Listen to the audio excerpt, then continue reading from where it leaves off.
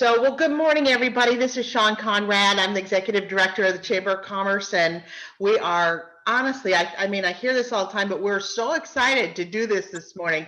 Somebody threw out the word innovative about something earlier, and we hope that this is innovative and refreshing and that you will come away refocused and recharged and revived and ready to find all those possibilities, as our title says. So welcome, everyone. We really appreciate that you're taking your time to be with us this morning. Our presenters are excited and ready, and I see them all on the call, so that's good news. I want to just introduce a few things to you. We, of course, are the Grove City Area Chamber of Commerce. We're a nonprofit organization. We serve the business community in and around Grove City. We're not exclusively just to businesses in Grove City. We've got folks that are members from all over the Central Ohio area. We've got about just under 650 members, so we're a good sized chamber in chamber world. And one of the benefits of being a member of the chamber is getting to participate in events like this, and as a business, sponsoring events like this. And with that, I'd like to thank our sponsors. Ohio Health is once again our presenting sponsor. They have been loyal to this event and love supporting it, and we appreciate their support. We also have our good friends at Franklin County Banking Center, Sue Ross and the team over there, Converse Electric with Laura Haynes and her team, and Be Local with Trent and Michelle Soul. So thank you all to those sponsors. Without their support, we'd be still in bed. So this is a good thing. I also want to let you know We Lead is an acronym for Women Leading, Educating, and Developing. I've been here 7 years. I still have to look at my notes to say that. And we try to bring women of the chamber and of the community together for odds and ends of different events and purposes. And this being kind of one of our major events every year, this being our 7th annual We Lead Women's Business Forum. We have a committee that sits on the We Lead committee, a group of women, and I'd like to introduce them to you if I could this morning. They have worked just tirelessly to pull this together, and we've, as everybody can imagine, in your own worlds as well, had all kinds of challenges to work around and overcome and what have you, but it's coming together, and we'll see here shortly when it's all over, we'll be able to say it was a great event. Kim McCutcheon, say hi to everybody. Kim is our chair or our co-chair of this committee, and we love Kim, and she's going to be, interestingly enough, she's going to be our technical guru this morning, so she's going to keep everything running. No pressure. Don't panic. Melissa Forte, who I don't believe is on this morning, is our co-chair for the team and the committee. Shannon Aliff is our newest member of the committee, and she's with Compass Travel and Memorable Milestones. Andrea Rudy from Ohio Health, Melody Redian, Melanie, I hope I said that right, from Nationwide, and she's going to be my co-host this morning, and Stacy McPhillips from Pencil Point Marketing. So thank you, committee. Greatly appreciate all your investment into this event and into We Lead. Our staff, of course, myself, Marilyn Reiner, you can wave hi. Marilyn is our events manager, has been with the chamber for roughly what, 50, 60 years, Marilyn? Is that? I don't know, it's a long time. Heather Brokaw, you can wave and say hi. Heather is the assistant to Marilyn, and is learning everything she ever didn't know she needed to know about events, and doing a great job. And she's also my administrative assistant, so she's kind of our, if you ever need to pretty much know anything, she's probably got the answer or can find it. And our marketing team is made up of our firm Catbro, owned and run by Katie Person, Sarah Hahn, Danielle Stone, and Rianne Tomasetti. They are a wonderful blessing to all, and they put together. I'm here, Sean. I was just mute. This is Katie speaking. Oh, hi, Katie. Thank you. No And problem. they have put together all the graphics you'll see and the information that you received yesterday. So we thank all of them for being part of our team.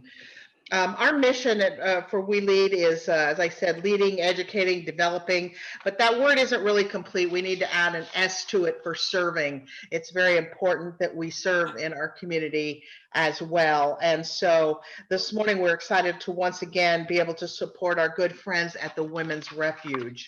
It's a wonderful, wonderful organization. And we have with us this morning a quick video from our good friend Rebecca Linton, who is the executive director at the Refuge, and she'd like to share just a couple of things with us this morning. So Katie, we're ready for that.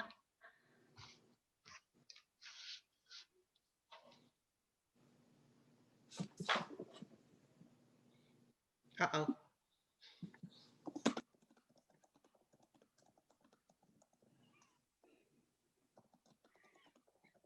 Kim, do you know there's no sound? Katie's doing that.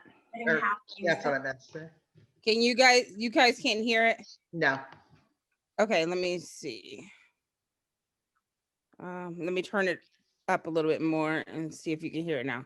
Because I can hear it on my computer. It's like it's muted. There's no sound at all. Okay, let me click here. Good morning. There you go. We Lead Conference. My name is Becca Linton, and I'm coming to you from the Refuge Ministries.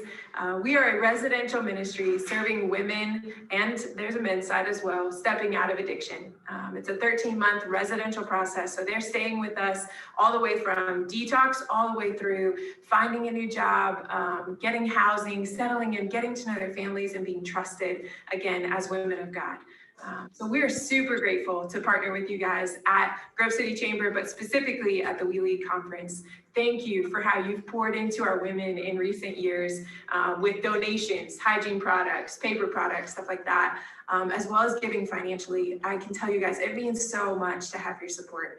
So thank you. Thank you so much. And we look forward to having continued support and partnering with you guys in the future. Have a great conference. Okay. Awesome. Thank you, Becca. I tell you what, she is just an inspiration. And if you're interested in learning more about the Refuge, if you might be interested in getting involved by either donating or giving items to them, they always need personal hygiene and things like that, those type of items. Or if you might be interested in volunteering or mentoring, we just give them our 2 thumbs up and appreciate their partnership with our organization. So thank you to the Refuge for that.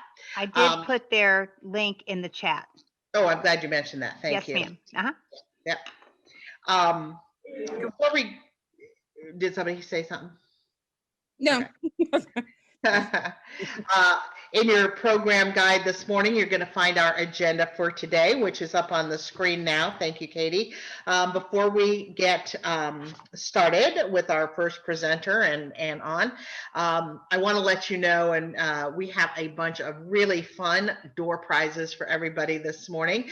Between each session, we're going to take a 5-minute break, and you're going to have to be very mindful of your time. Try to keep, get back in plenty of time so we're not disrupting our presenter or anything.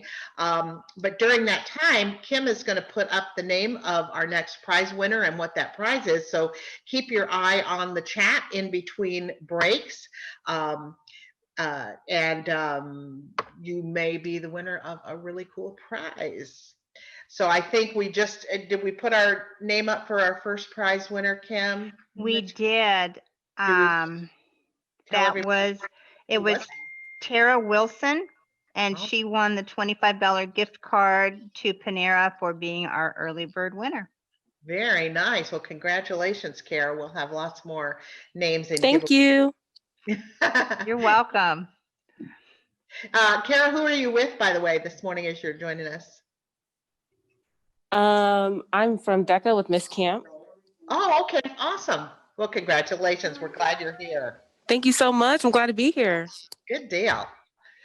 Well, as we move forward and start to get into our presenters, we have, again, as I mentioned, when you're a member of the chamber, you have the opportunity to sponsor events. And so this morning, some of our or each of our presenters is being sponsored by a different one of our members. And this morning, Marti Post, who's going to be our first presenter, is being sponsored by Converse Electric, or excuse me, you know what? I'm just going to follow my notes and stop ad-libbing.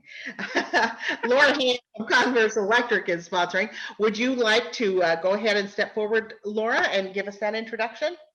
Sure. Can everybody hear me okay? Yeah. Wonderful. Well, good morning, everybody. I'm very excited to introduce my friend, Marti Bledsoe Pos. She's the author of Retrofit, the playbook for modern moms that was published last fall. Marti has a vision for helping leaders with a focus on rising women leaders, bringing their best and highest selves to the worlds of work and family. She has a new show now, The Top Line. It's on her site at apparently.com.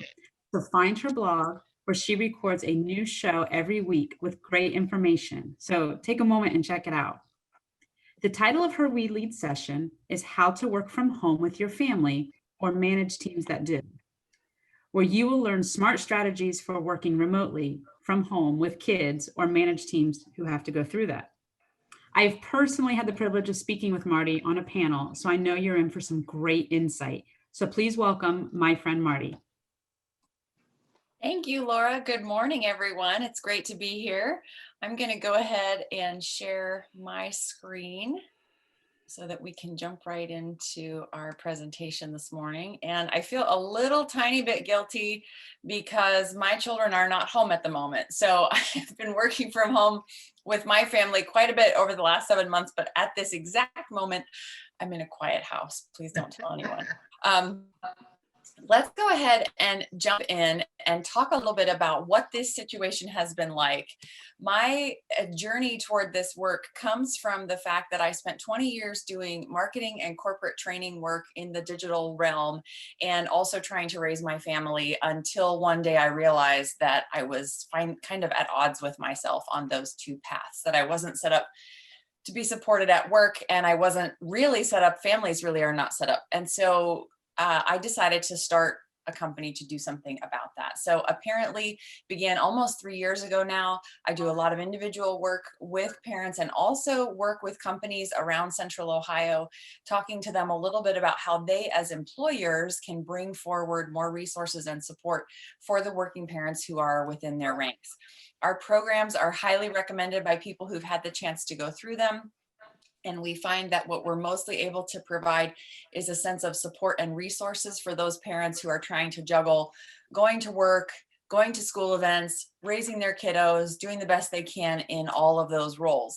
Now, that was all a challenging situation before March of 2020 for a variety of reasons. So being a parent has changed over the last, call it 3 generations. In fact, you might have had a conversation with your own parents where they've said something to you like, it just wasn't like this when we were raising you. I don't remember it being this difficult. And there are historical and socioeconomic reasons for that. There are societal reasons for that. There are even digital reasons for that change. So what we see today is that families are increasingly solving the problems of work and home in isolation from each other, each family living in their home next to another family who might have similar struggles.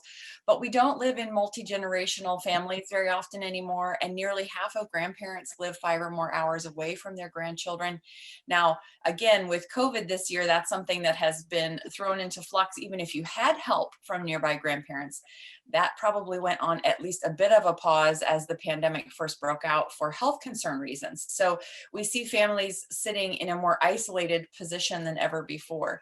We also are learning a lot more about what it takes to raise a resilient kiddo.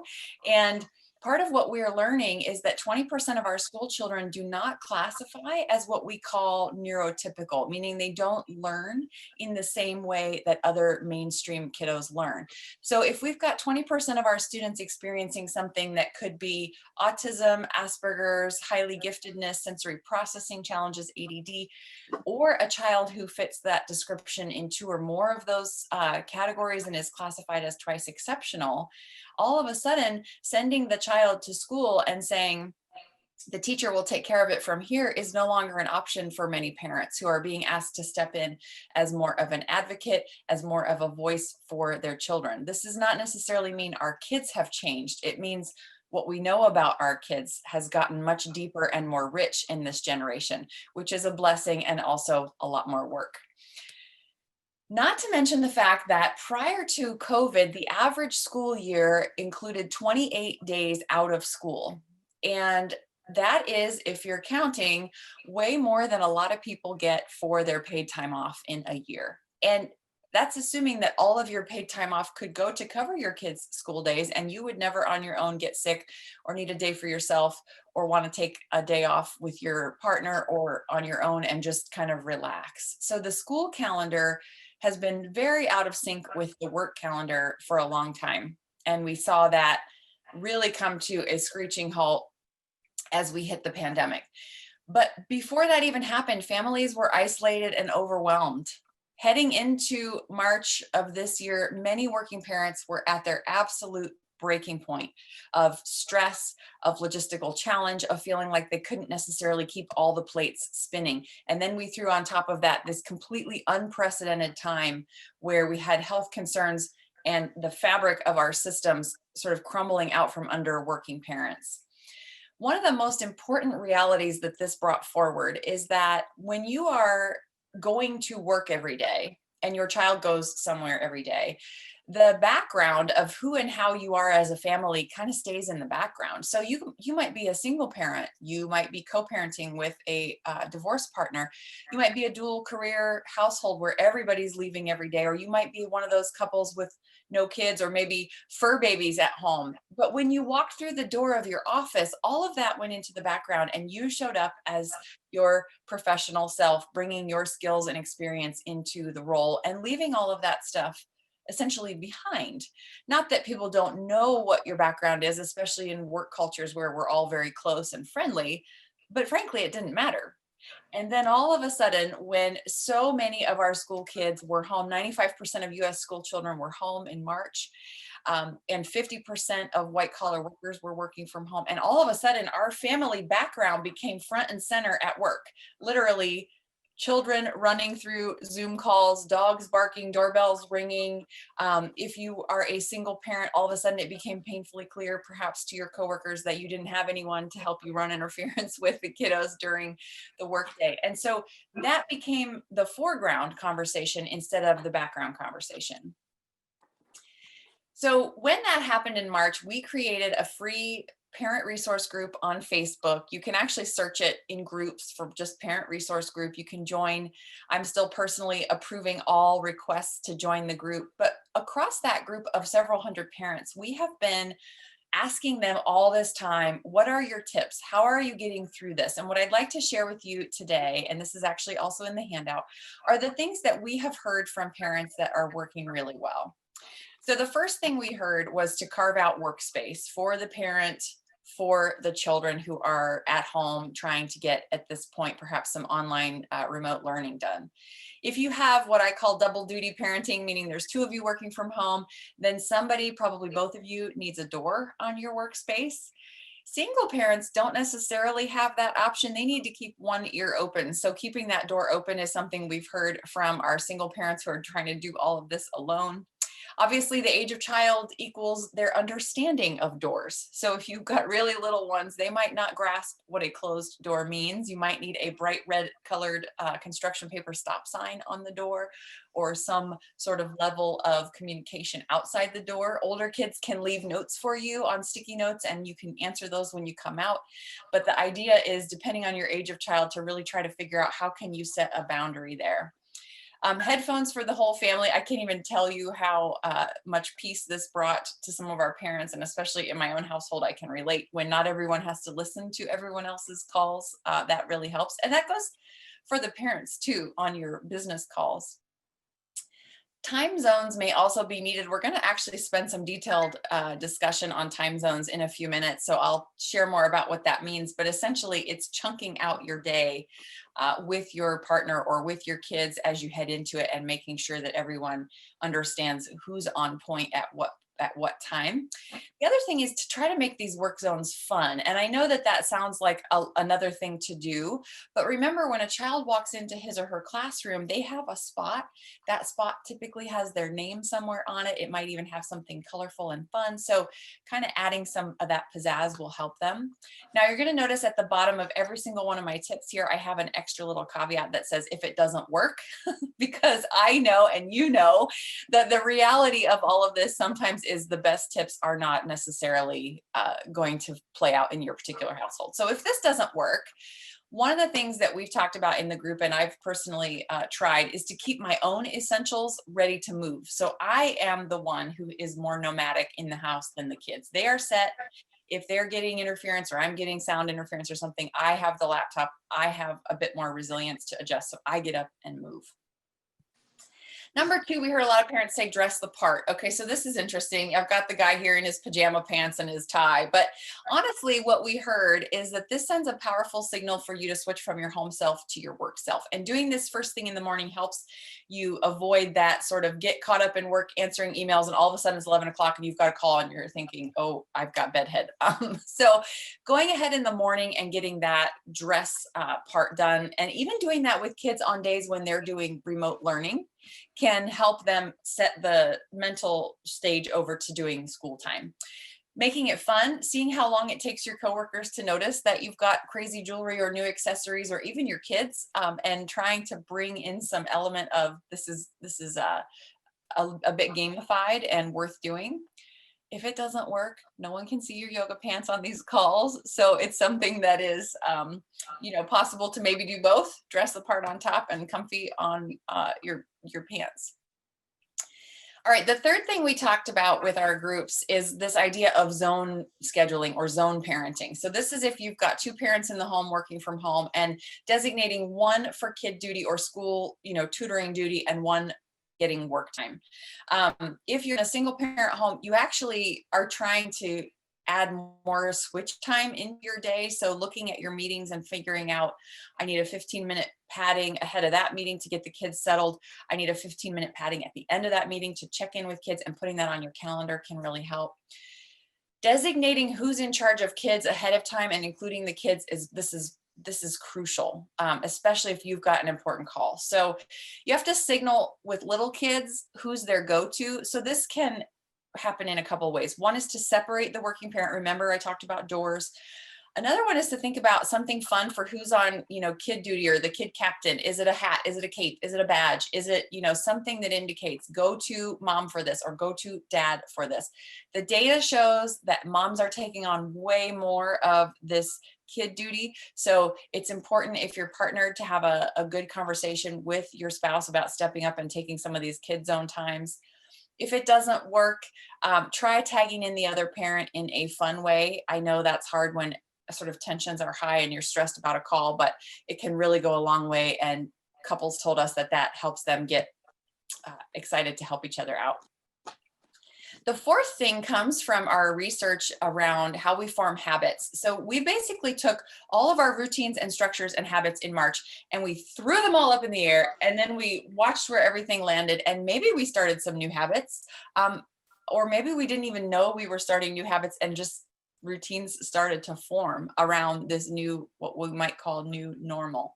So if you want to be more intentional about that, the science says you need to find a trigger that tells your brain it's time to get back to work or get to work in the morning. So this can be a sound, it can be something that you play throughout the house. It can be a certain scented candle that you burn. It's basically the mental signal, and you use it repeatedly at the beginning of your work times throughout the day. And at the end of a focused work time, you get a tiny little mental reward, whether that's a stretch break or a walk or a treat. If it doesn't work at first, that's okay. This one takes a while to form. Habits take a while to form. So you might just ask yourself, what new habits have we formed as a family since this began? Are these the habits we want to have? Are there any habits in here we'd like to add or change? I think one of the blessings of this is that we've had many opportunities throughout to recalibrate. So don't overlook that. Go ahead and kind of rethink, is this how we want this to go? The other thing is we are switching from a time management focused discussion about work productivity to an attention management focused discussion. So we are not necessarily trying to manage our time in these days as much as we are trying to manage where does our attention go. And there are so many distractions when you're at home that aren't even your children. Things like laundry, things like, oh, I really want to go tidy up the kitchen, or I really want to sit down and watch what's on TV or scroll through social media. You need to really honor that your attention is finite during the day and take charge of what's allowed to disrupt your attention. In a digital sense, that could be Slack or any kind of instant messenger that you might have for work, your email, your texts, what these calls are like, and then also all these notifications, right? And if you have a laptop, a phone, a tablet, you might have these coming at you in multiple screens. Take a moment and manage those. If you're really struggling, give yourself a little reward system for not doing chores during the workday. How fun would that be? I actually get 10 points for not doing those dishes that are sitting upstairs right now, because they are, but I decided I was going to get on this call and not worry about them. If it doesn't work and you're truly distracted by, let's just say, my messy kitchen, then set yourself a timer. I'm giving 15 minutes to the kitchen, and when that bell goes off, I'm going right back to work. So trying to really focus and guide your attention where you need it to go. We also heard a lot of parents talk about, oh my gosh, we got to keep this interaction going as best we can, because we are all feeling the effects of isolation from our teams, from our colleagues. Our kids are feeling it from their friends and teachers. So an interaction goes a long way. We are social creatures. We need to see and hear our teams sometimes. So encouraging teams to have cameras on during calls if they're comfortable with that. Picking up the phone instead of sending that email, or even instead of doing a Zoom call. In fact, the Zoom fatigue is real. The brain science says that we get exhausted from this Zoom interaction because our mind is trying really hard to fill in nonverbal cues that we would have the benefit of picking up on were we in person with each other. And so Zoom after Zoom after Zoom can be exhausting. So maybe it's time for a phone call. Remember, the kids and pets are expected and enjoyed in your, most of the time, in your screen. So fight the urge to apologize for that. Many of us, the child runs in, everybody on the call says, oh, hi. And the person sitting in the seat goes, oh, sorry. That's actually usually something that's a welcome break for people. And you can make these human video calls as fun as possible. You can have Spirit Day. Employees can have Spirit Day. Kids have them all the time. You can hit the virtual background button. If it doesn't work, something very simple to give you that sort of privacy if your child walks in, or if you're feeling really like, oh my gosh, I can't handle the fact that everyone can see me, is just a quick little camera slider. These are sticky, and you stick them right over your camera, and then you can very quickly, without having to find the stop video button or mute, you can actually just very quickly close down your camera. The seventh tip is all about calendar rules. If you are highly calendar dependent in your workplace, this can serve you very, very well. So you can block time to check in with your kids. You can say, this is the 15 minutes before such and such that I know that I have to go make sure they have their Zoom links, they have their iPads, or they have a movie on, or whatever it's going to look like to keep them occupied while I'm doing this, and keep that calendar updated. It's okay to sit down at the top of every day and say, I have these 3 meeting free slots, and those are being marked out for kids, so that I am sure that I have time to go over there, especially if you're helping kids keep track of school obligations. Now, on the kid side, think about this just for a minute like a manager. So let's pretend that you're managing a team and they need your oversight and supervision, but you can't give it all the time. What would you do for that team? Well, you might do things like help them know when you're coming back. You might say to the team, I'll be back at 11 to review everybody's reports. Or you might say, okay, team, there's no reason, if I'm not here to review the report at 11, there's no reason why you can't go work on XYZ instead. But kids haven't had the benefit yet of being in the workplace with a manager who's not consistently available. They're in a school space with a teacher who's pretty available. So you have to give them, especially older kids, a sense of how does this actually work? Well, we understand when the supervisor or the parent is coming back to help. We understand what you can do when you're stuck, which doesn't mean, as my kids are wont to do, stop doing school altogether. I think I'll just sit here until mom comes back. No, it actually means move on to a different thing that you already know how to do. Ask your child's teacher too. If you're remote schooling at any point, ask your child's teacher, what do they do for the children who get stuck in the classroom? And this picture on the right is an example of a poster that I pulled down from an elementary teacher that says, "Help, I'm stuck. What can I do?" And it has all these age appropriate things for an elementary schooler to learn to do. Stop and think, ask a buddy. Look for resources. These are skills that you can build in your kiddos as you help them understand they have options when they're stuck. The other thing is you can create a color coding system in your own house for "help me, the iPad crashed, the Zoom isn't working, nobody can hear me" card versus "I don't really understand this math equation," right? Because those are two different types of needs. A technical glitch probably is a sooner resolution required kind of situation. If they're in the middle of a Zoom class and it crashes, they need your help right then. But if it's something like, "I'm not sure what's expected of me in this assignment," that can probably wait. So again, helping them understand how to get your interaction and attention can go a long way, as opposed to just everything is hair on fire, has to be done immediately, which is their first, that is their first inclination, is to act like that. The 8th rule that we've heard, or tip, I guess, is do your best and let go of the rest. Laura mentioned my show, The Top Line. So each week I've been interviewing a working parent, and I would say every single person at some point in their interview has said, look, our expectations of ourselves are high. Our company's expectations of us are high. Our expectations of ourselves as parents have been high. And all we can really do in this time is our best. In fact, one of the authors whose book I really treasure, it's called The Fifth Trimester by Lauren Smith Brody. It's been out a couple of years. It's a great book about going back to work after having a child. And she said, what if we look at it instead of, "I can't get anything right during this time. I can't get it right at work and I can't get it right at home." What if we look at it as, nobody's ever been in this situation before, so I literally cannot get it wrong.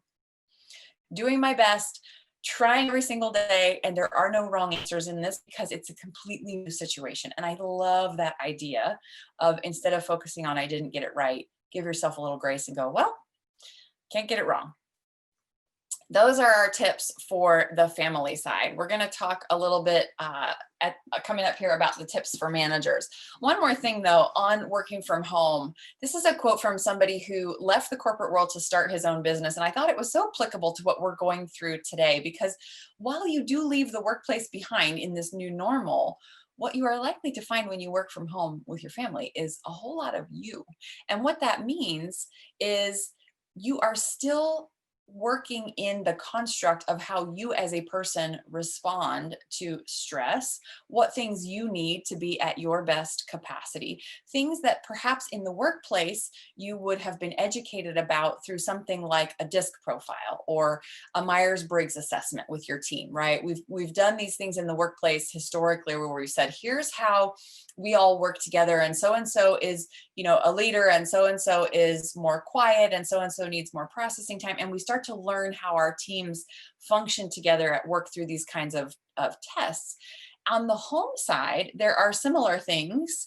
This is one called the 5 love languages. There are others, but this is one that has been very powerful for me as a parent, knowing my kids' love languages. And now you've got all this stuff kind of mushing together. So my advice is, and we've heard the parents in the group talk a little bit about this, if you know what your stress triggers are because you've had a personality test at work and you kind of understand how you operate under stress, and you know that your love language style is you need words of affirmation, you need compliments or repeated assurances verbally, then it's okay to sit down with the family and say, hey guys, when I'm under stress, I go to this behavior, but here's one thing that can really help me is if everybody says thank you after a meal, or if everybody says, we really appreciated your help today, Mom. So I think it's okay for us to get really intentional about forming this family unit as a team, a project team, everybody working on something different, but nevertheless a team, and leverage everything you've got. If you know a lot about your personality and you've taken some of this stuff, bring it all home and think about how it applies. If you've never done some of this stuff, you can find a lot of it online for free. There's free versions. You can take some of these things and it might help crystallize what you need.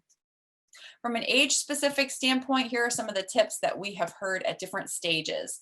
In a baby postpartum situation, if somebody on your team has had a baby, or if you've got someone in your village who's recently given birth, what we are seeing is high levels of stress among postpartum moms. So remember, the mom is the top priority.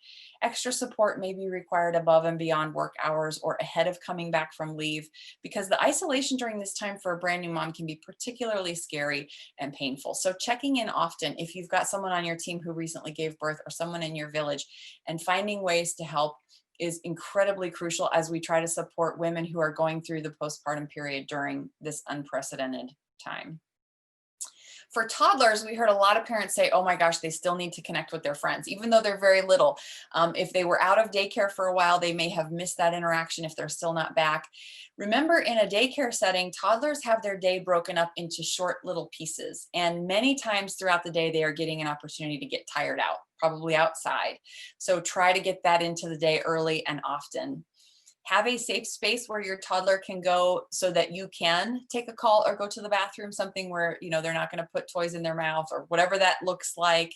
And try to rebuild your village. I think this is so important. We kind of lost our village from a generational standpoint as we approached the 2020 year. And then it really got decimated by COVID when many people went into quarantine. But you can start to rebuild it with younger kids, getting them exposed to each other outside a little bit again, if you're comfortable, and using that parent support.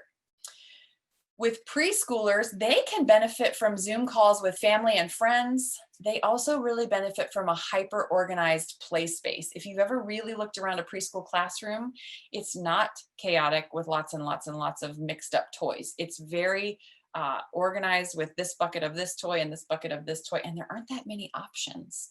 So you might need to rethink their play space if you want it to be a place where you can send your preschooler and say, please go play, find an idea.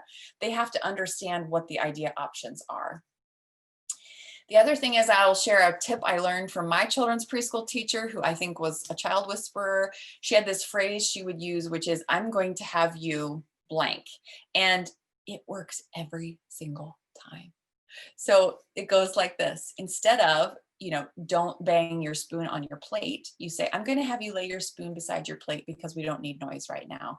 Or I'm going to have you go pick up your shorts off the floor. Or I'm going to have you come over here and sit down and do your lessons. And that simple way of phrasing it leaves almost no room for argument. So try it, see what happens. Also, help your preschoolers express their feelings. We do this first thing in the morning at our house. We have these color monsters on our daily sort of schedule whiteboard that we ask everyone how you're feeling, and we draw a corresponding color monster to express our emotions, because preschoolers need to get that out before they can be in the learning zone. For the older kids, there aren't as many fun pictures for this, so I'll just go faster. For elementary kids, remember, e-learning is only part of their day, and they have to have brain breaks throughout. If they were in school, they would jump up and do a dance video before they do math, and then they would, you know, tromp around the room and sing a song before they do reading. So remember, those brain breaks need to be built in. They also can write and send letters and cards and artwork. You may have tried this at the beginning of the pandemic. You may have worn out on it, but it's still really important and a great way for them to practice some of their skills. And finally, for all school age kids, find out if your district has mental health days. We're in the Hilliard School District, and they have approved mental health days as an absence within the school calendar. So we've already used one for our son, who was having a complete meltdown day. And finally, it was like, you know what? We're not going to get to the learning zone today. He is way frazzled. So I talked to the counselor. She suggested a mental health day. Find out if you can use those for your kids. For middle school and high school kids, they still need to connect with friends safely, in person if possible, but trying to limit social media only benefits them. There's a lot of research to support that limiting our social media exposure for our teens is actually helpful to them. They also can serve as virtual babysitters. So consider, you know, what families do you know who are home with younger kids? Could your middle schooler or high school student create a Zoom call and read a story to those kids? Could they get sort of pulled into the work of caring for some of these other kiddos in a way that gets them engaged? In high school, we're always thinking about the next thing as our students prepare for the next year or perhaps college. So it's a great opportunity to think about service opportunities for them, how they can serve as virtual babysitters, or frankly, can they intern for your business? My 6th grader is getting ready to come on as my production assistant on my show that I've been taping every week, recording every week, and she's so excited about it. And I think I can really use her help. So recruit these older kids to help you with things that you might need from a work standpoint. This is far from business as usual, but business as usual can really help you. In your handout, you have some detail on how to do a weekly strategy session with your family, looking at what went well, what didn't go well, what you're letting go of in a particular week. This is key. I asked all my show guests this question, and people are letting go of all kinds of stuff like, oh, I let go of bedtime. Oh, I let go of fancy meals. Oh, I let go of clean house. Setting expectations of what you need from each person in your family and how you can get that. This is super important if you expect this family unit to function as a really great team. Setting a word or theme for the week ahead can be really helpful. And also mapping out what are the code red moments that are coming for a parent or student. Is it a test that the student has to take at home? Is it a really important board presentation for mom or dad that they have to do? You'll be surprised how few of these there really are in the week, but it's important to know when they're coming. And of course, I did mention that zone schedule. This is in your handout as well, if you want to, kind of think through how that might work with a partner. Now, of course, being a worker has also changed. We are working more hours than ever. Our work is bleeding over into the weekend. So what do you do if you're managing a team in these situations? I'll go quickly through these. Here's the important thing. From here on out, it is all eyes in team, which means you are managing individual people, not necessarily their tasks or their work product, as much as you are now responsible for these people on your team. You cannot assume that they are settled into this. There is no day coming where we all go, oh yeah, I got it, totally easy. That's not going to happen. So even if you haven't talked about it in a while, check in. You're managing the team and not the tasks and not the time. So I was on an employer call last week where we heard that the companies are starting to train their managers to be social workers, to look in on their team and think about, okay, what are the things I need to check on? From a manager standpoint, carefully plan when you need to be in sync with each other. Meaning, do we have to do that as a meeting, or can we handle that over email asynchronously? Everybody can reply when they have time. Try to revisit your expectations of your team, especially when it comes to timing, and reassign resources and benefits if you can. So is there an opportunity for your company to invest in some new things that would help parents as opposed to things you've shared in the past? If you have your own family chaos, struggles, and you're in a leadership role, please share that with your team. It goes a long way toward helping them feel like they're not alone. The nutshell here is to take care of your people. Only 2 in 5 employees working at home have had a manager check in on their well-being during this time. That statistic staggers me, and it makes me a little worried. So check in on your people and know that what they share with you might be the tip of the iceberg, but welcome their input and practice radical self-care for your own sanity. Remember when they tell you to put the oxygen mask on first, what they don't tell you is you only have 15 seconds to do that before the loss of oxygen makes you unable to help someone else. So prioritize self-care, especially if you're managing a team and have your family at home. You got a lot of this going on. Never underestimate the power of paid time off. Employers want you to take it. They don't want you to save your vacation time. That's one of the things that the Wall Street Journal talked about. And resilience has to do with how we recharge, not how hard we keep going. So that's helpful for kids. That's helpful for employees. That's helpful for managers. More information can be found at retrofitbook.com, and at apparently.com. We have an ebook, a guide to helping parents go forward to work. And I want to say thank you to everybody for your time and attention today. And thank you very much for having me. Wow, Marty, that was absolutely fantastic. I know, I love it. We're far from business as usual, but business usual can help. That is so powerful.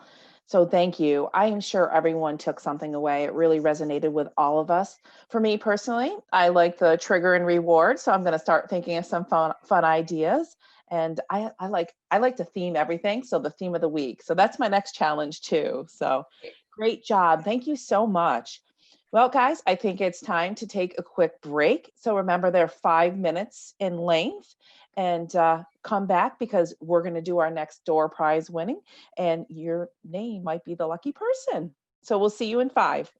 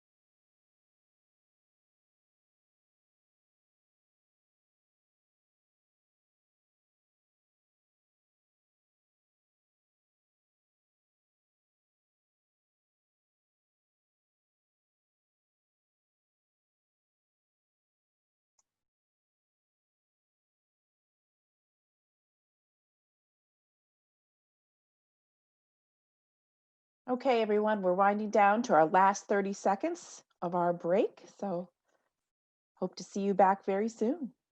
And I believe Kim is pulling the name of our next lucky winner.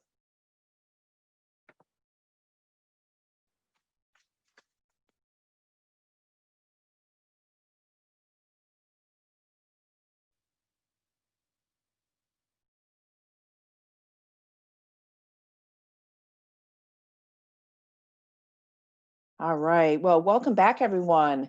And just waiting for the name of our winner. I believe Kim's going to put that in chat for us.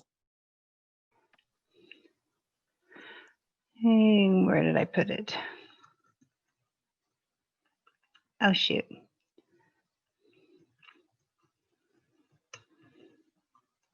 Suspense. I know, I'm hurrying. Sorry. No, you're fine. Uh, Oh, it's good. We're keeping everyone on our toes. Okay. There you go. Okay, it looks like Pamela Cohen. Ooh, a $50 gift certificate for Visa. Congratulations, Pam. Wow, if you have any problems spending that, I can give you a few suggestions or help you out. But congratulations, that is great. Wow, so without further ado, I am pleased to announce our second sponsor, Be Local, and Michelle Souls, who will be introducing session number 2 with Stacy McPhillips. Michelle? Can you hear me okay? Yes. Okay. All right. Well, this is such an honor because Stacy is actually a vital part of our Be Local team. So I don't know where we would be without her. She has helped us cast an amazing vision. She's helped us to connect with the community and taught us so much about social media and the beauty of what we do, because we do a social printed publication, but she has helped it to just explode. And we are so honored. I'm honored to be able to introduce her.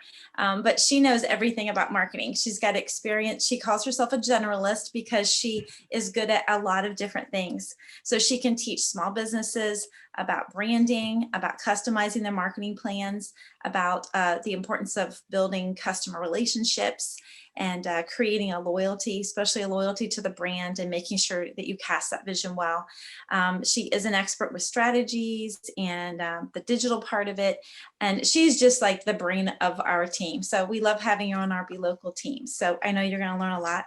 And a little fun little tip about her, she's a Harry Potter fan. So we found that out about her, one of her favorites. So if you're a Harry Potter fan, you will relate well with her. So welcome, Stacy. Thank you. All right, I'm going to share my screen. You guys can hear me okay, right? Yep. Awesome. All right, and you can see my presentation? Yes, ma'am. All right, so this is You, the brand, and it's all about the benefits of cultivating a personal brand. So a few things before we get started. Yesterday, when you got the email that gave you the Zoom link, there was also a PDF link at the very bottom for a worksheet, or I just attached the worksheet in the chat. So if you want to open that and kind of follow along of the presentation and kind of jot down your own thoughts, that is awesome. You don't need it if you don't have it, so don't worry about it. Also, if you have questions along the way, go ahead and put them in the chat, and I'll try to leave a few minutes at the end, or if we don't end up getting to it, I'll try to respond in the chat. All right, so just a tiny bit about me. As Michelle had mentioned, I normally help small businesses build their brands on the day-to-day and do kind of like all the marketing things. But today we're going to be talking about you and your brand, and it's not dissimilar from building business brands. They're the same principles. So what is a personal brand? So your personal brand is how the people in your life, so your friends, your family, your coworkers, colleagues, bosses, support, whoever, perceive you over time. And that kind of over time part is important, and we'll get a little bit more into that. But here's a spoiler alert, you already have one. It's not like you decide today, I'm gonna have a personal brand, and then you just sort of just build that and tomorrow it's executed. You've been building a personal brand for the length of the age that you are today. There are a couple considerations that I want to review before we dive into the principles of personal branding. So one of them is that no matter what, you have to be authentically you. If you try to be something that you are just clearly not, it'll never resonate with people. It'll always come off like disingenuous, not feeling real. So like I am a total type A person. I like order, I like plans. That's how I operate my life. If tomorrow I showed up in like flowy clothes and was like, let's not plan, let's just go with the flow, let's be spontaneous, my friends and family and coworkers would be like, what is wrong with Stacy? So you have to be authentically who you are. The second thing is that self-awareness is really key. So there are kind of two parts of self-awareness. One is internal. So it's really understanding like how well do we know ourselves? And actually some of the things that Marti mentioned in her presentation are great in this space. So knowing your love languages, doing a StrengthsFinder test, like understanding your Myers-Briggs, like all of that stuff helps you become more aware of your strengths and weaknesses and what you do best with yourself. Your reactions, your thoughts, your behaviors, your aspirations, like those are all things that are internal that require some self-examination. Now, externally, we are ourselves, and so we live our day-to-day lives like not really, you know, having like maybe I flip my hair a lot and I don't realize it just because like it's me and I don't get it. So another question for an external examination of self-awareness is asking yourself the question, what do people know about me that I don't even realize? And we'll kind of talk about maybe an exercise that you can do to get some of that information too.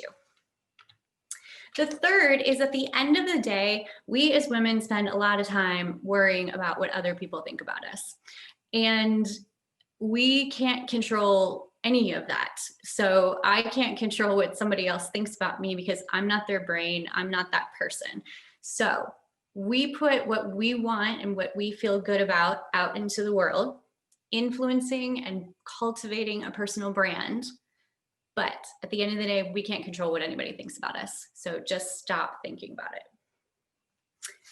All right, so we're gonna dive into the principles. And now is a great time, if you have the worksheet, to go ahead and grab that worksheet.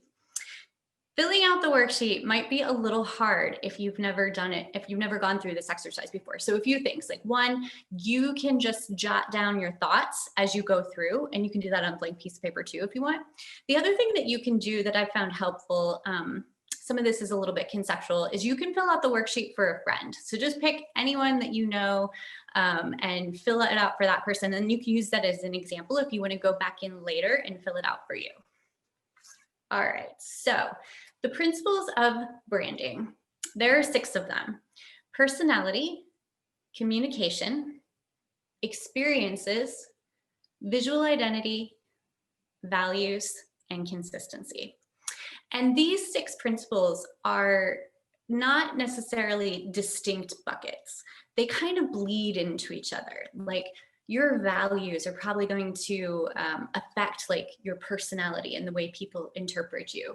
You may have, your visual identity is probably going to affect like the way that you communicate, and your experiences with people just affect all of it.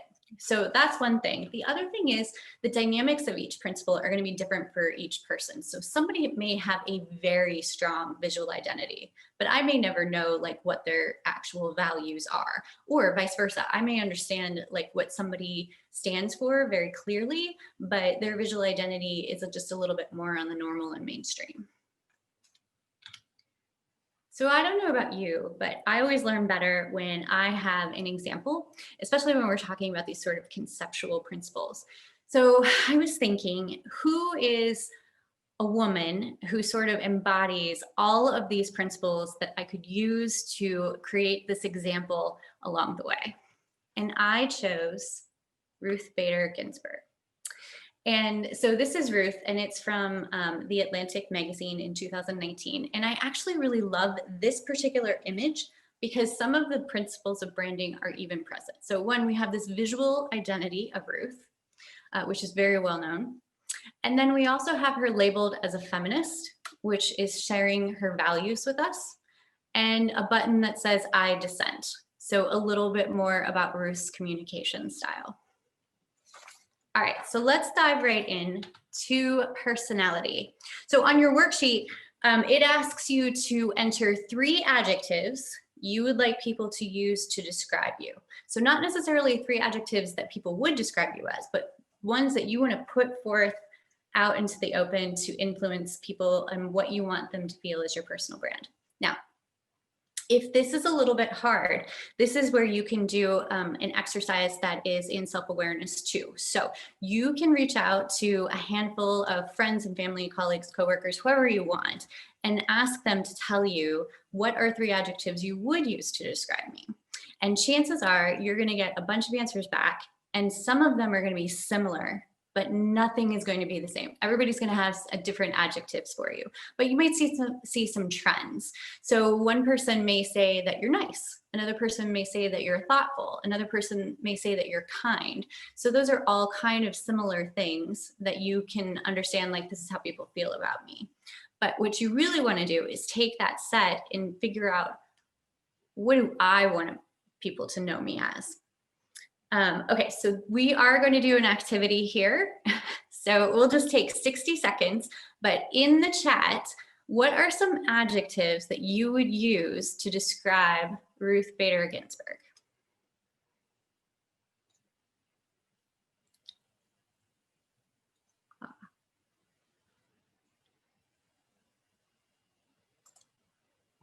Okay, committed, strong, vocal. Dedicated, inspiring. Ooh, steadfast and ethical. Love it. Legendary. If you can't tell, I'm a big RBG fan. Bubbly, that's interesting. She is in her interview. She definitely has a sense of humor. Classic, yes. Revolutionary, for sure. Passionate, determined. So you can see this exercise, highly subjective. Like, everybody thinks about it a little bit differently, but you do definitely get some of these trends, and a lot of these, and we'll see, like, Ruth is really strong and dynamic in that kind of value section of personal branding. All right, awesome. Thanks, guys. Okay, so next slide. Principles of branding, communication. So what is your communication style? Communication involves, like, speaking, writing, and then those kind of nonverbal cues that you have too. So one question I always like to start with when trying to figure out someone's communication style is, like, are you formal or informal when you speak or write or whatever? Probably most of us are informal. The other thing with communication style that plays in here is, like, your sense of humor. So everybody has, like, a different sense of humor. Are you sarcastic? Are you punny? Do you have a cheesy sense of humor? Like, those kinds of things. But one of the best examples of somebody who has a strong communication style, and I don't know if this has ever happened to you, but if somebody sends you an email and you read that email, but while you're reading the email, you hear that person's voice and tone, like, coming through, like, in your head when you read it, that person has a strong communication style. So then we also have Ruth. And so this graphic says, I dissent. And that is part of Ruth's communication style. She was a dissenter. But often when we think of people who are dissenters or disagreeers or those kinds of things, we think of them being angry or rebellious or, like, having rage. And Ruth was not that way at all. Her communication style was very informative, almost eloquent in her dissension. So it's definitely an interesting way to look at it. Oops. Our experiences also cultivate our personal brand. So on the worksheet, it just asks a question about, what do you want people to experience when they interact with you? And it's really about, like, how do you want to show up? So let's think about Ruth for a second. So Jane Sharon DeHart did a biography on Ruth, and she spoke with one of Ruth's former colleagues on the DC Circuit Court of Appeals, who said Ruth is always the same in whatever setting you encounter her. She doesn't posture for family, friends, acquaintances, or onlookers. So he's basically saying that Ruth was the same person with the same personality and the same tone of voice, no matter who she was speaking to. she was authentically her. Another part of your experience with Ruth Bader Ginsburg could be like, she's kind of a diminutive figure. She's, you know, on the little side, and she's surrounded by these people who are a little bit bigger than her. And that has to be part of your experience with Ruth, like having this kind of small human being, but her being so very vocal about things and, you know, the things that she cared about.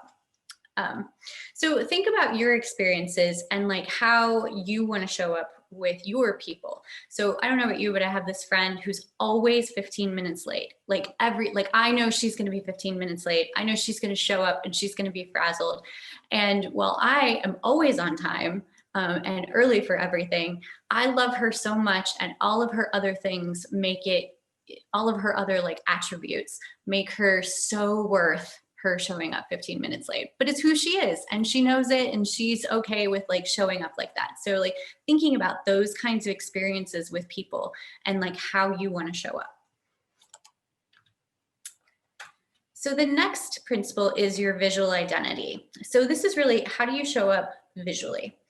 And in brands, it's your logo and your color and your fonts and things like that. But in our space, it's what you wear, what your hair looks like, what your photos look like on LinkedIn and Facebook and Twitter and wherever else, and really about how you carry yourself as well. So a good activity here to be able to figure out how you show up visually is to walk into your closet and just look around. Like, what do you see? Do you see fancy dresses? Do you see a bunch of pantsuits? If you walk into my closet, you're going to see a bunch of cardigans and hoodies because I value comfort. But that kind of helps. And then think about like your hair, like somebody who has color throughout their hair. So blue hair, that's definitely more interesting and unusual than just like my plain brown hair. So like that's part of that person's visual identity.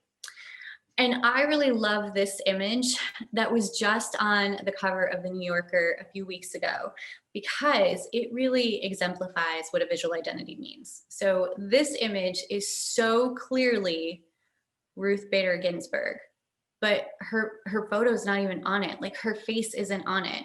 Like she was so great at building this visual identity throughout her years that she doesn't even need to show up in person for people to be able to recognize it. All right, the next one, values. So on the worksheet, you are to enter what are your 3 unbreakable values. These are things that are so core to you as a human being that you simply couldn't exist without feeling them. And I think in this particular one, Ruth, her values was probably one of her most dynamic principles of personal branding. And even in this quote, women belong in all places where decisions are being made. We see here that Ruth really cared about women's equality, and that's what she stood for. And that's how she chose her cases very early in her career.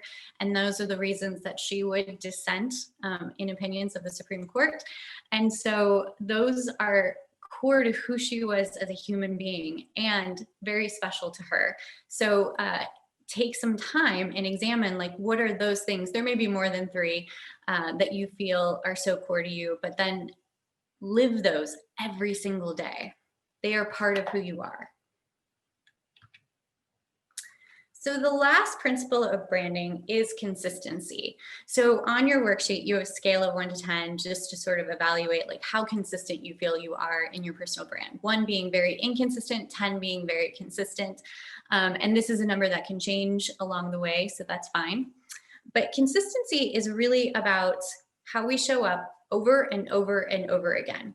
If we're showing up as a completely different human being and a completely different person every time we meet somebody, that's going to be confusing, and people will have a hard time understanding how we fit into their lives. So it's important for us to be cognizant of doing kind of the same things and being the same person over and over and over again. So let's take an example from business for this though. So if you go to a Wendy's in Grove City, and you go to a Wendy's in Grandview, you're probably going to have very similar experiences at both. So Wendy's as a brand is pretty consistent. Now, if you go to Wendy's anywhere and like over and over and over again, you have really bad service. So they mess up your order time and time again, every time that you go. Your experience and that consistency is that Wendy's messes up your orders. Now the adverse, if you go and you order chicken nuggets every time and they're the yummiest chicken nuggets that you've ever had, then your experience over time is a positive one because you have those memories of these yummy chicken nuggets. It's the same thing when we interact with people in our lives. Like if we show up the way that we want to show up using those adjectives that we described earlier, every single time people understand what to expect from us. And then that helps them relate to us more. And it may help them like us more, respect us more, appreciate us more, whatever you maybe want them to. But if you look at this visual representation of Ruth over time, you can see that she, even in her younger years, where she was still like pulled together, she still wore kind of big earrings, which is interesting. Like as part of Ruth's sort of visual identity, we always recognize the collar, but she very consistently wears these kind of bigger earrings as well. But we see her being represented in photographs in a very similar way. And even in her fan art, where people are representing her as a flamingo, she's still recognizable. And it's because she spent so many years building up this sort of brand personality and visual identity. So she has been consistent. But why worry about your personal brand anyways? So there are a few things. So one, the more comfortable that you are in your skin, and the more you think about who you are, what you want to be, what your values are, what those adjectives are, the more confident that you're going to show up in person with all those people. And then those people sense that confidence, and they have confidence in you because you have confidence in yourself. Oops, sorry. The second one is differentiation. So a lot of us are just kind of normal. Like I don't have a strong visual identity. I just feel somewhat normal, but there are sort of key things for me that maybe differentiate me. So if you're going after a client and you're competing with other businesses, or you're going after a job and you're competing with other candidates, being a little bit different than everybody else or those other people can help you be more memorable. And so it might get you to the next level, to the next interview, to the next stage of whatever it is that you're trying to do. And the last thing is strengthening relationships. So the more that you come to the table as authentically you, this interesting and unique woman, the easier it is for people to figure out how you fit in their lives. And so they understand like exactly your value, your worth, and how they should interact with you on an ongoing basis. And so all of that just strengthens relationships. Okay, so I do have time for questions if anyone has any.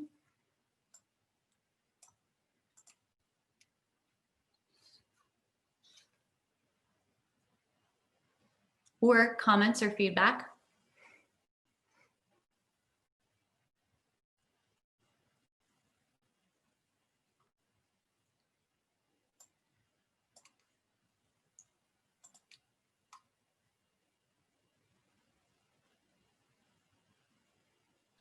Or we can end here and have a longer break.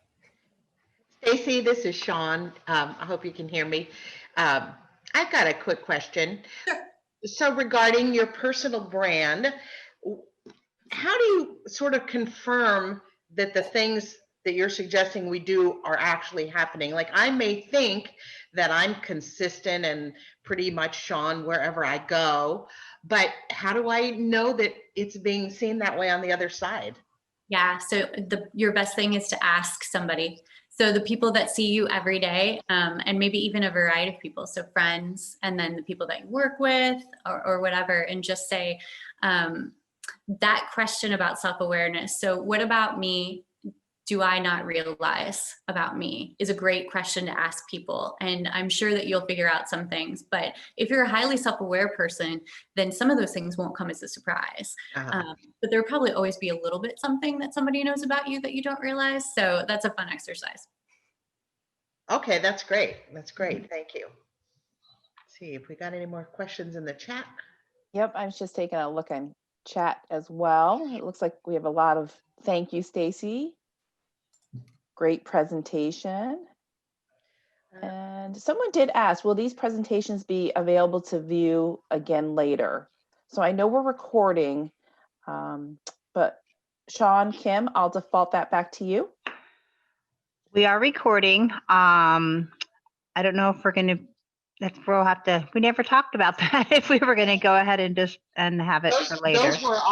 Those were all sent out with the registration and the link and everything. I think everyone should have gotten those. We'll just leave it that if you don't have them, can't find them, can't pull them up, just shoot us a quick message, Sean at gcchamber.org or marketing@gcchamber.org, and we'll get those to you. Great, thanks. And Stacy, I'm sure you're taking a look at the chat, but a lot of great compliments, and I have to agree with everyone. And I can tell you, it's, for me, it's some of the hardest questions, right? To knowing about yourself and asking others for feedback. But I love it. You need to be authentic, and you have to have that awareness, or you're not going to be consistent. So great. Thank you so much for that. Melanie, I do see one more question, if you don't mind, if we've got a couple seconds. Yeah, go ahead. Our friend Sarah from over at Beulah Park is asking, do you recommend writing out what you believe are your personal brands? Yeah, I absolutely do. And that worksheet that was attached is a great place to do it. And then just keep it as part of like your everyday things, like wherever you keep your to-do list. And then you can reference back to that and, think like, one of my personal branded adjectives is being straightforward. And so I think constantly, am I bringing my straightforwardness today? Am I being straightforward with that person? Does my writing style, does it feel straightforward? It's almost like a checklist of just building the consistency as well. And those things can change over time too. Like personal brands evolve for sure. Great. Well, thank you, Stacy.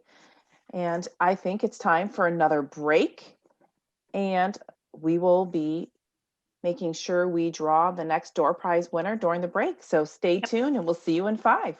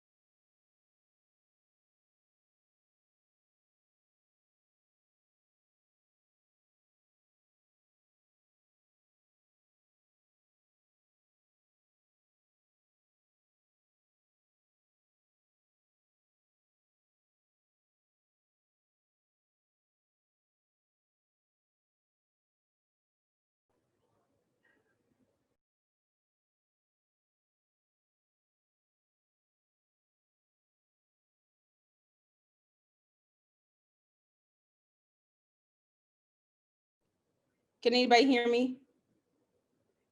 Yes. I hear you.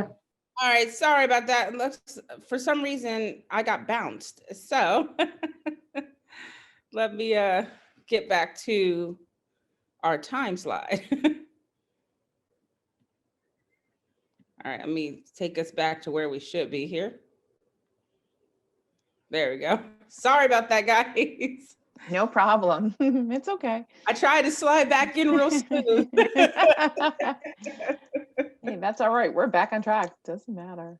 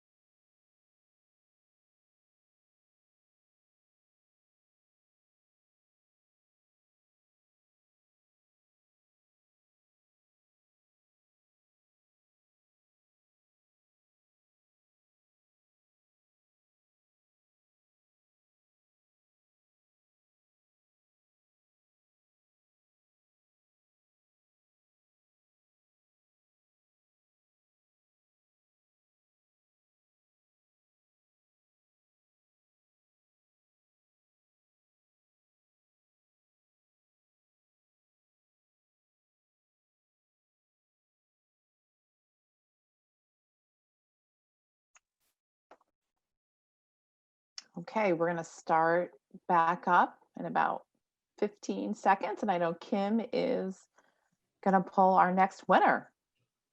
Yes, I am. And I'm going to post that in the chat right now. There you go. Congratulations, Charlene McFarland. All right.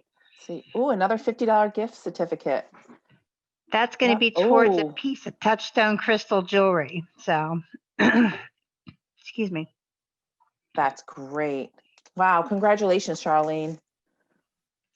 All right, so welcome back, everyone. Hope you enjoyed the break and our presentations so far. They have been outstanding.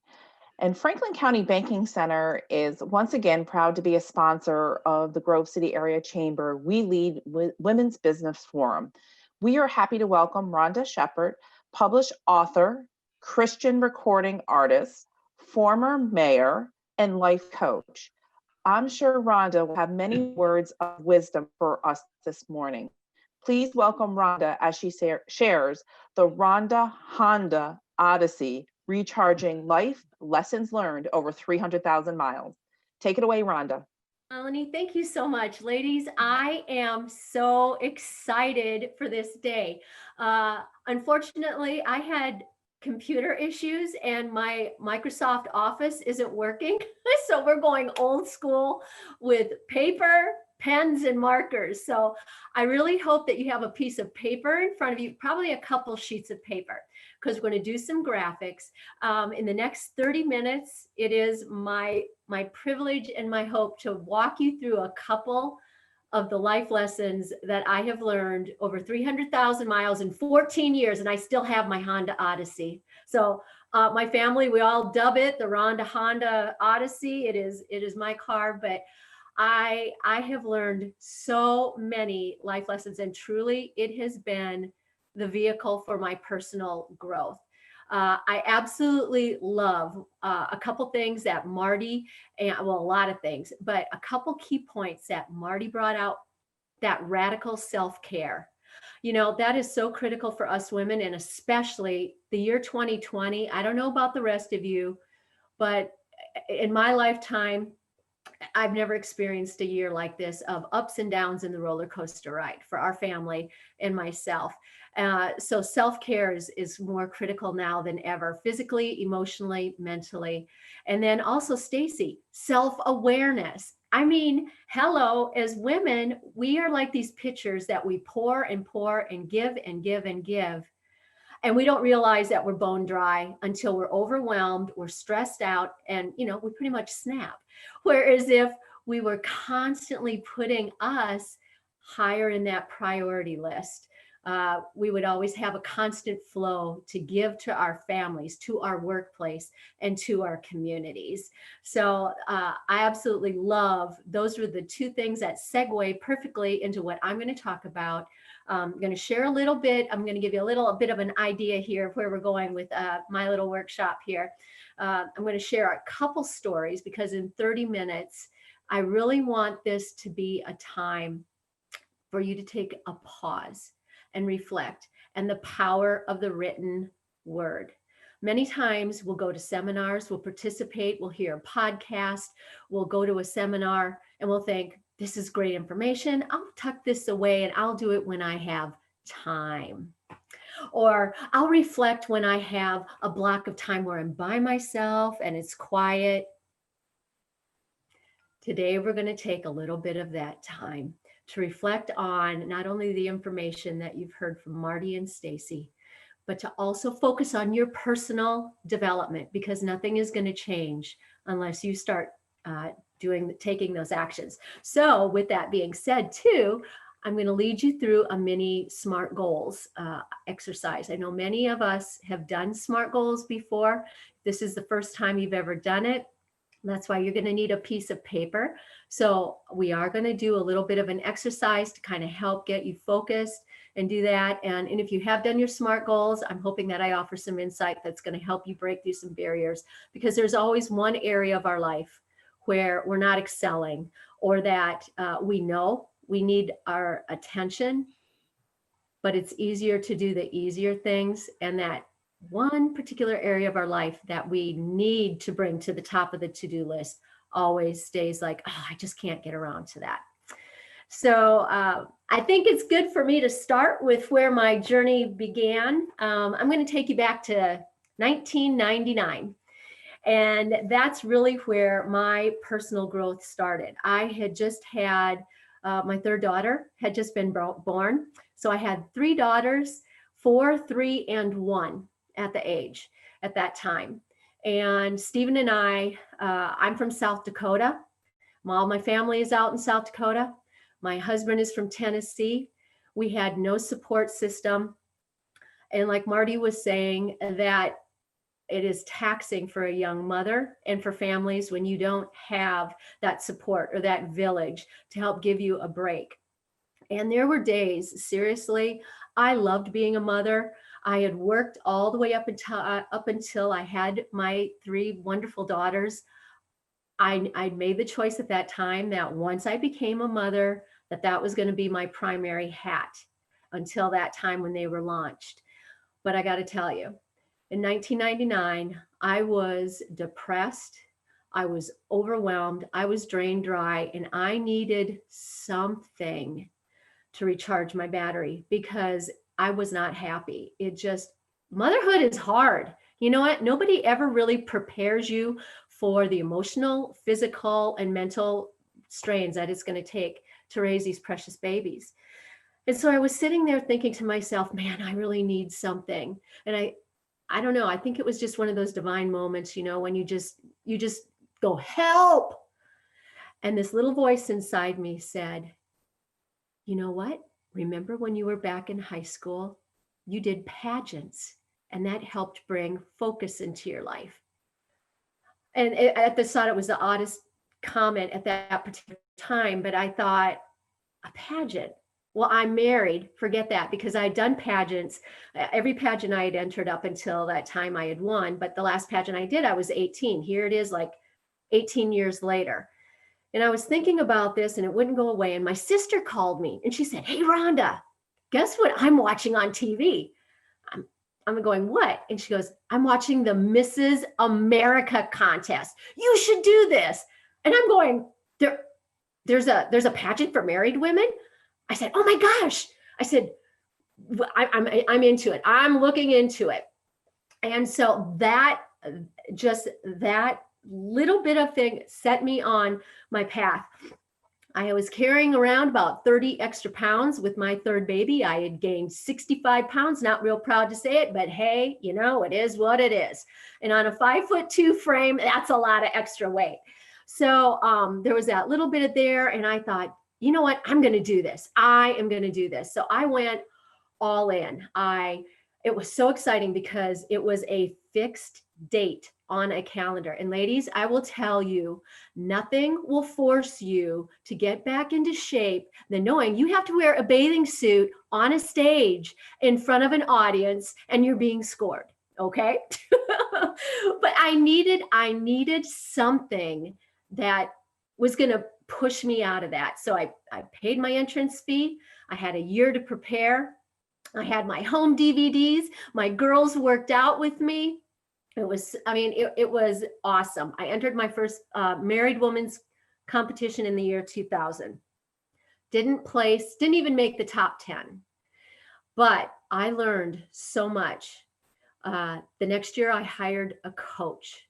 Ladies, if you want to grow and you want to help, you need to have other people in your life to help you. Look for networking groups. Look for that tribe of people that are going to build you up. I can't think of who it is right off the top of my head, but they said that you become the collective composite of the 5 people that you spend the most time with. Do those 5 people help lift you up and nurture you? Or do you maybe need to start adding a couple more people to help become that composite or have that self-awareness that Stacy was talking about, that holds a mirror up to you and gives you that opportunity to say, wow, do I really like what I'm seeing? You know, are there some of these things I really need to start addressing on my own? So I hired a coach and I placed within the top 3. I was going, woohoo! But I had that goal. I wanted to win that title. It took me 5 years, ladies. And in 2005, I was crowned Mrs. Ohio America. But that journey, there's 3 key things that I learned that were critical to personal growth that I want to share with you. Okay. One is the thoughts and the self-talk that go through the 6 inches between your ears. That is first and foremost. Once you start tuning in and hearing how you're talking to yourself, you will become, I'm telling you, you will become so self-aware, and you may not like sometimes what you are consistently telling yourself, but you have to be aware of your self-talk and that dialogue that's going on inside your head. I mean, there was this image that was going around on Facebook and I saw it. It was, and I wish I could pull it up, but it was a stone figure of a huge head. And this man is toting a cart and the huge head is extended back laying on the cart. And it said, heaviest burden one will carry is the thoughts in your head. And Thomas Leroy is the one that said that, but some artist did a depiction of it.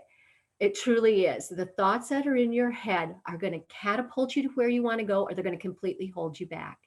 And that 5th year, that was the huge changer. I had all of the other components in place, but I still had that mindset that I was not worthy and that I wasn't good enough to compete on that Mrs. America stage. And by my 5th year, something had just, it was that growth process. So that's the other thing I want to tell you, that awareness and that personal growth. You have to do it daily, and it is over time.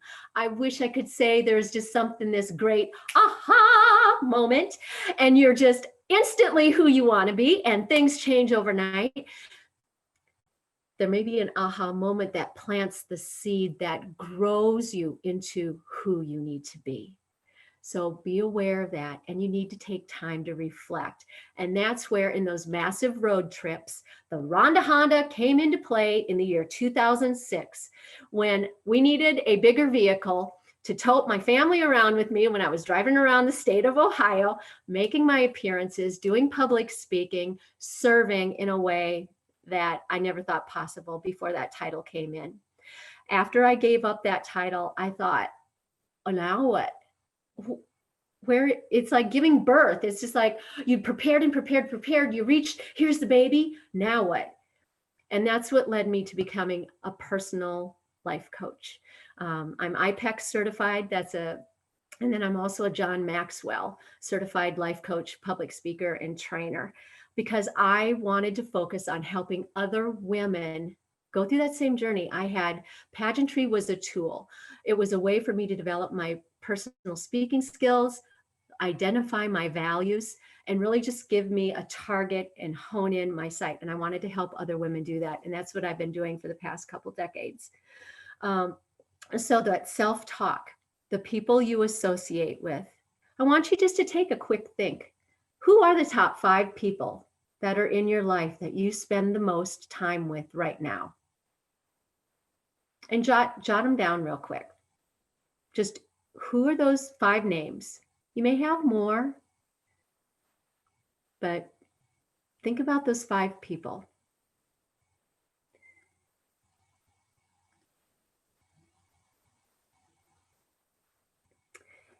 And then think about, do those people help you become the best version of yourself?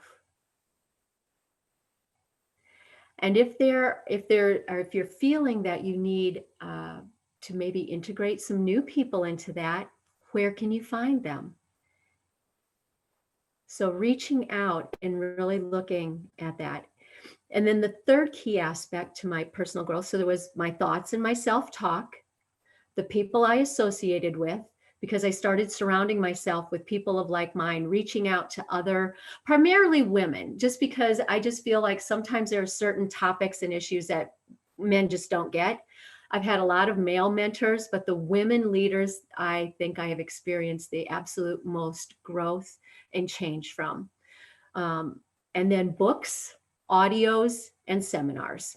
Those are the 3 keys that have catapulted my personal growth and that I really feel helps. If you're new to personal growth, and even if you just have 10 minutes a day, this little book right here, it's just a tiny little thing, but it's called Jumpstart Your Growth. It's one that John Maxwell put together. It's on Amazon. It's for under $10. I think it's like $1 if you've got Kindle or something. But literally, there is a reading that takes you 5 minutes to read, a prompt that will guide you through that relates to the reading, and then a blank page.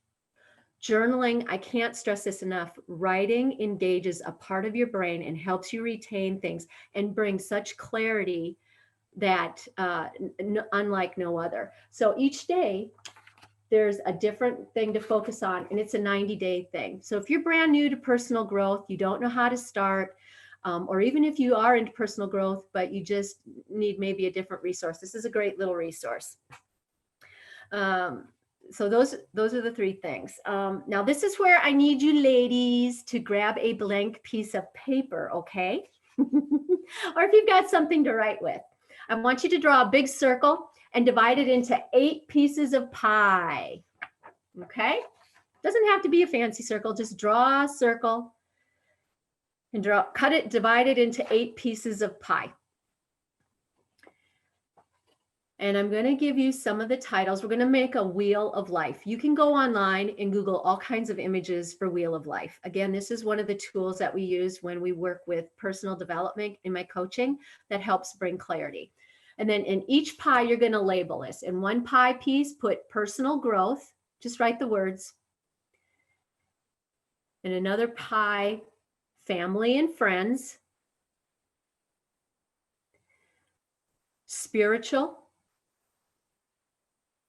Health. Put a $sign for finances or money. Service. Work. And fun and recreation. Now,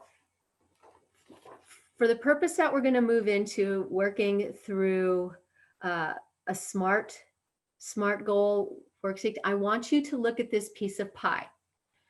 I don't necessarily want you to go to the easiest one, but there may be one that it has become obvious either during this pandemic or through your work career or just where you are in your life stage right now that is just weighing heavily on your heart. That it's just maybe the first thing you think about in the morning, the last thing you think about before you go to bed. You don't really have a chance to go around it, but I want you to pick one of those pieces of pie and I'm going to walk you through a SMART goal exercise to help give you a taste of what it's like to work with and develop a personal development plan, working with just your one particular sliver, okay? So go ahead and pick whatever topic that you're going to have and just kind of circle it or have that, but that's what we're going to go with.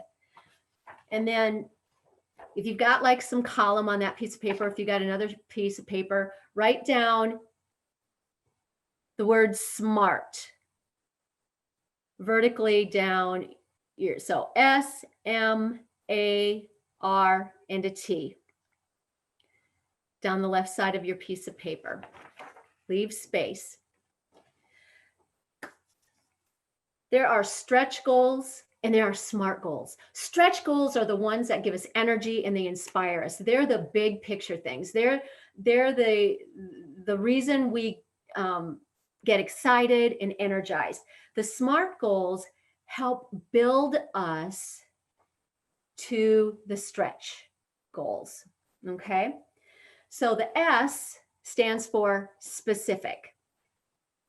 So let's say that let's say work, because we're all business women here. Let's say, okay, I want to focus on my work pie because things just aren't kind of working where it is. So if there's a goal that you need to have, let's say there's a quota or there's a particular demand that needs to be set here. Just saying, I want to make more money this year. If you're in sales, okay, just saying, I need to have more money. That's not good enough. You need to be specific. What is a dollar figure? Okay, so let's say, okay, this year I need or I want $50,000 more in sales. Or maybe I just want to make $50,000, but make it specific to what your goal is. This is really the details. The more specific you can make it, the who, the what, and the where, that's that piece of the pie. So take a second and think about the specifics around your goal. A lot of times people don't go specific enough. They're too general. And that's one of the reasons why you don't feel like you're making progress, is it might be too broad. The M is measurable. Okay, you have to be able to quantify your growth. So that's where it's really important to be able to write down your progress. You know how sometimes days just roll into weeks, just roll into months, roll into years, and then New Year's Eve comes and you look back and you go, man, I had all these goals, all these things that I wanted to accomplish in the previous year, and nothing has happened. Not a whole lot has changed. What in the world took place here? If you have it broken down, but you're keeping track, and you can look, it's like, oh my goodness, look, I did make some progress. Now, maybe I needed to allow a little bit more time to reach this particular goal, but look, I did make progress in this area. So it's got to be measurable. How are you going to know when you have achieved it? So you need to have measurable data there. The A is for obtainable. This is the action. This is where the rubber meets the road, meaning you need to put out the steps, but most importantly, do I have the resources that I need to do these steps? So let's go back to sales. Let's say, okay, in order for me to make $50,000 a year, I need to break that down into a monthly goal. If I know that each one of my clients will generate this amount of money, and I know that using the odds of 50%, if I've got these many leads, 50% will talk with me. Of those 50 that talk with me, maybe another 50% will actually sign on with me. You need to get those numbers down so that you know what you're looking at to see if you have the resources that you need. If you go, oh my goodness, I don't have a big enough list. I don't have enough people in my pool to be able to hit that goal. then that's maybe where you need to reach out again, networking, and look at different resource avenues to fill that funnel. Okay. So that attainable, is this particular item you're looking at attainable, and what are the action steps that you need? The R.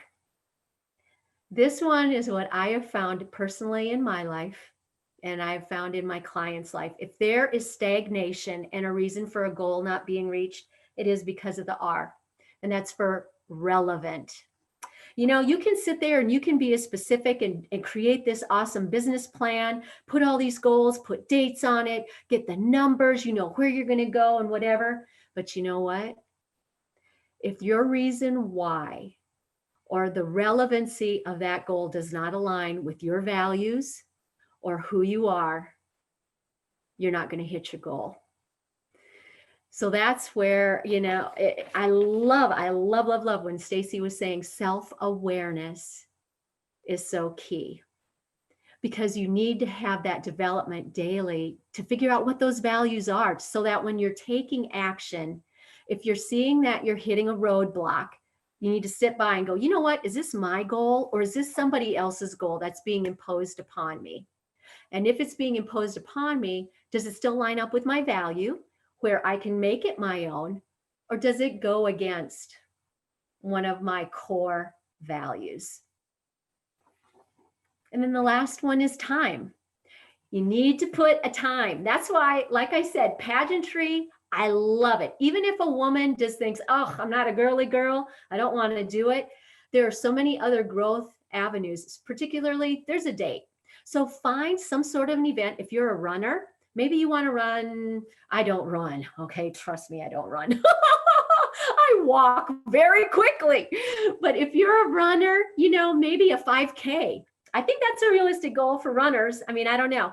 And then I've had some friends that once they do 5Ks, they work their way up to a half marathon. And my sister-in-law, she runs marathons now. And I just go, oh, that is so beyond me. No way. It hurts my body. But time, you need to find something that has an actual time, not just someday, not the pie in the sky. Ladies, it's so easy. We put ourselves at the very bottom of the self-care list. And, you know, I can't stress this enough. And one of the stories, like I said, I've had my Honda for 14 years and 300,000 miles. I've homeschooled all three of my children in that. I've driven them to choir, to dance class, to 4-H seminars. We've gone family vacations, but one of the most indelible memories in my van, I shared with you that I grew up on the prairie of in South Dakota. Those are massive road trips. I mean, when we get in the van, we're in there hours at a time, and there's something it's quiet in the van. Usually I'm the driver, and everybody is quiet in the van, and that's time when I reflect. And it's when I was going through my dad. He had cancer, and going through that whole process of his chemo. But when he called me on FaceTime, and he had all of his kids on there and told us that he had stage 4 lung cancer, I knew that time was limited and I wasn't going to let one day go by. And I immediately started looking at life differently, saying what I needed to say at that particular day, not putting off tomorrow what needed to be done. I wrote my dad letters, sharing all of the positive memories I had. There was a lot of pain in my childhood as well, that he had regrets. And I wanted to him as a daughter, affirm him that he hadn't failed as a father. I said everything that I needed to say to my dad. And I'll never forget, I got a call from the hospice people. I just seen my dad 3 weeks before that. I'd driven out to Nebraska. That's where he was getting his chemo. And I got the call 3 weeks ago. And I was a chairperson for Relay for Life. And it was that day they said, your dad is nonverbal. You need to get home. And I said, I've got 5 hours left of the relay. We will get in the van and I will drive it straight through. And ladies, I got to tell you, I'm only 110 pounds, but it was all in my feet at that time. I didn't care if a cop pulled me over or whatever. I was driving so fast to get home because I was the last of us 4 kids. I was the last one. All 3 of my other siblings were there. And I mean, only in South Dakota. I've never seen them here in Ohio. They jack houses up off the foundation and move them from one location to another. And I was stuck behind this house on a gravel road. And I'm going, oh my gosh. And Steve's going, it's okay. Relax. I'm going, my dad is dying and I'm stuck behind this house. Then a pheasant flew into the side of my van and dented. Oh my goodness. Anyway, but I got home. I got home and we had 5 hours with him together before he passed. And unfortunately, one of my siblings had waited too long to say things that he wanted to say. And he regrets that to this day. Ladies, do it now. Wake up every morning. If there is something that needs to be done, do it now.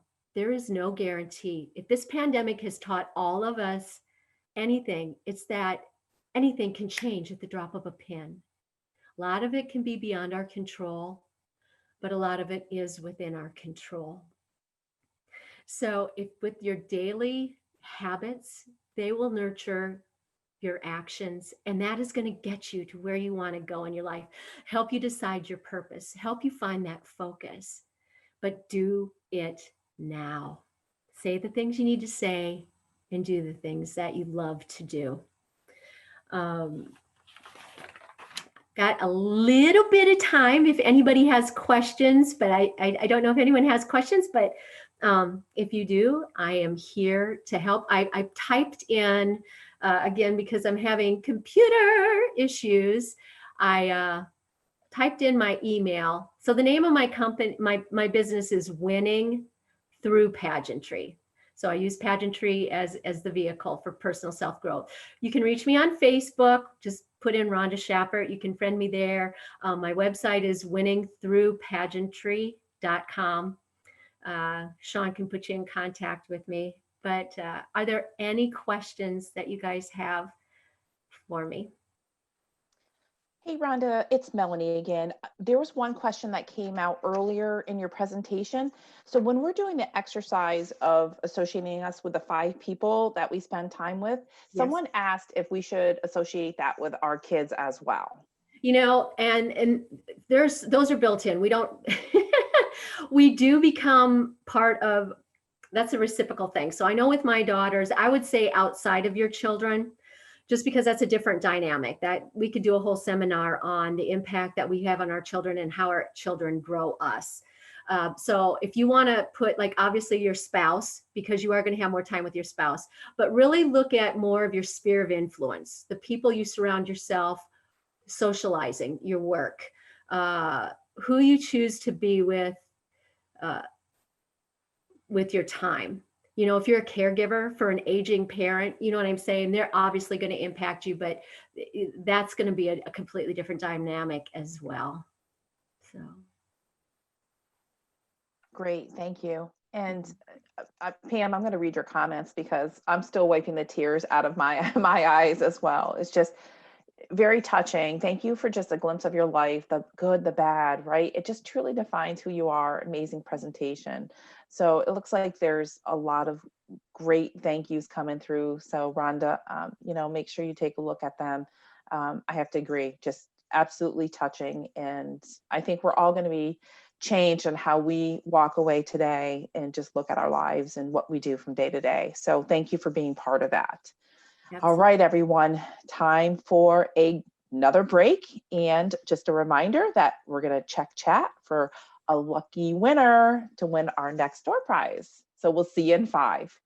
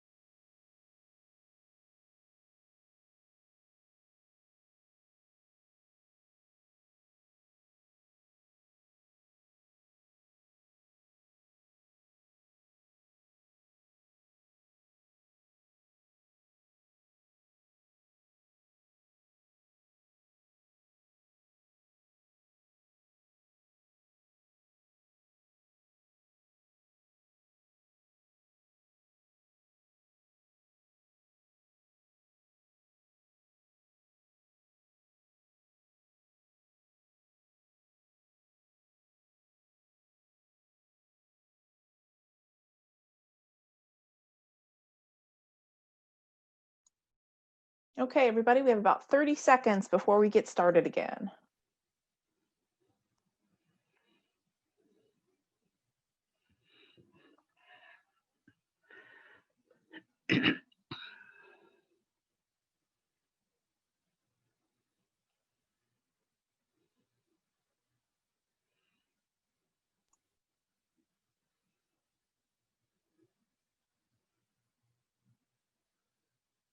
All right, we are back. And Kim, we're just waiting for that lucky winner's name in chat.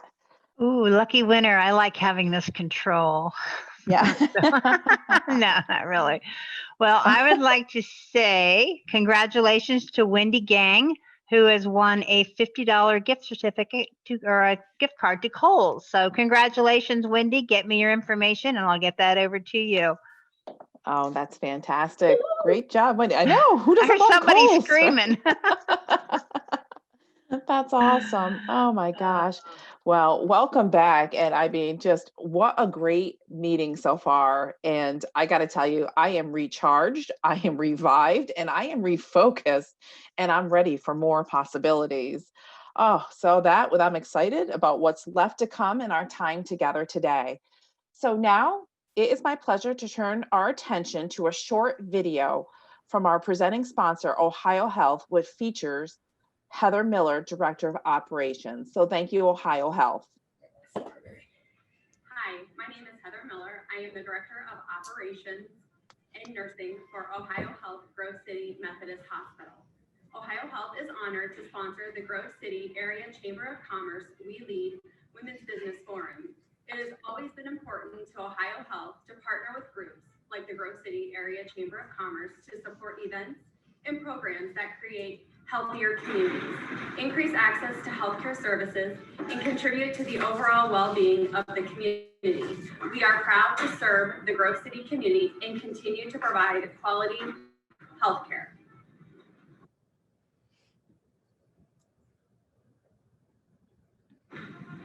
Hi. Wow. Well, thank you, Ohio Health. That was really great. Thank you for sharing that with us. And well, guys, it's that time of day for our keynote speaker. So Gina Molinari, our favorite online marketing coach, warmly known as Gina Mo, is a never has been opera singer turned online marketing strategist and communication coach. She uses her unique background of performance skills, marketing, and emotional intelligence to coach others into clearly and confidently marketing themselves and their business in a way that feels good and creates consistent results in the business. So with that being said, welcome Gina Mo. All right, thank you ladies so much for having me. I am so honored to be here by what feels like a fluke. I don't know if Sean has mentioned this anywhere else, but Sean and I went to the same high school in New Jersey, which is super, super random for people who met in Ohio. I just think that's the coolest thing, and you just never know what you're going to find out when you really get to know people. So I'm going to share my screen here. You guys can all see my screen okay? Give me a thumbs up. Excellent. Okay, so there is no better way to start this talk than to say that this dovetails so beautifully with what Rhonda was just talking about. So I'm so glad that we got back to back like that. But I messed up. If you look in your program, the name of the talk is Don't Be Perfect, Be Committed and Consistent. But it's actually supposed to be Don't Be Fearless, which is completely 100% my fault. And I just find such beauty in the fact that I made that mistake, because let's be real, perfectionism and fear are very, very closely tied together. And the old version of me was such a perfectionist, was so full of fear. And I am the one who quit a career in opera because of that level of fear. I was so afraid of being up in front of a room with all eyes on me, all of my body dysmorphia, and my fear of not getting the notes just right and all of that. Couldn't take it. Too much fear. So even though I went to do my undergraduate in classical singing, didn't even bother to do anything with it once I graduated. That much fear in me, despite all of the investment in time and energy. I gave up on trying to lose weight. It was something that was my entire life struggle.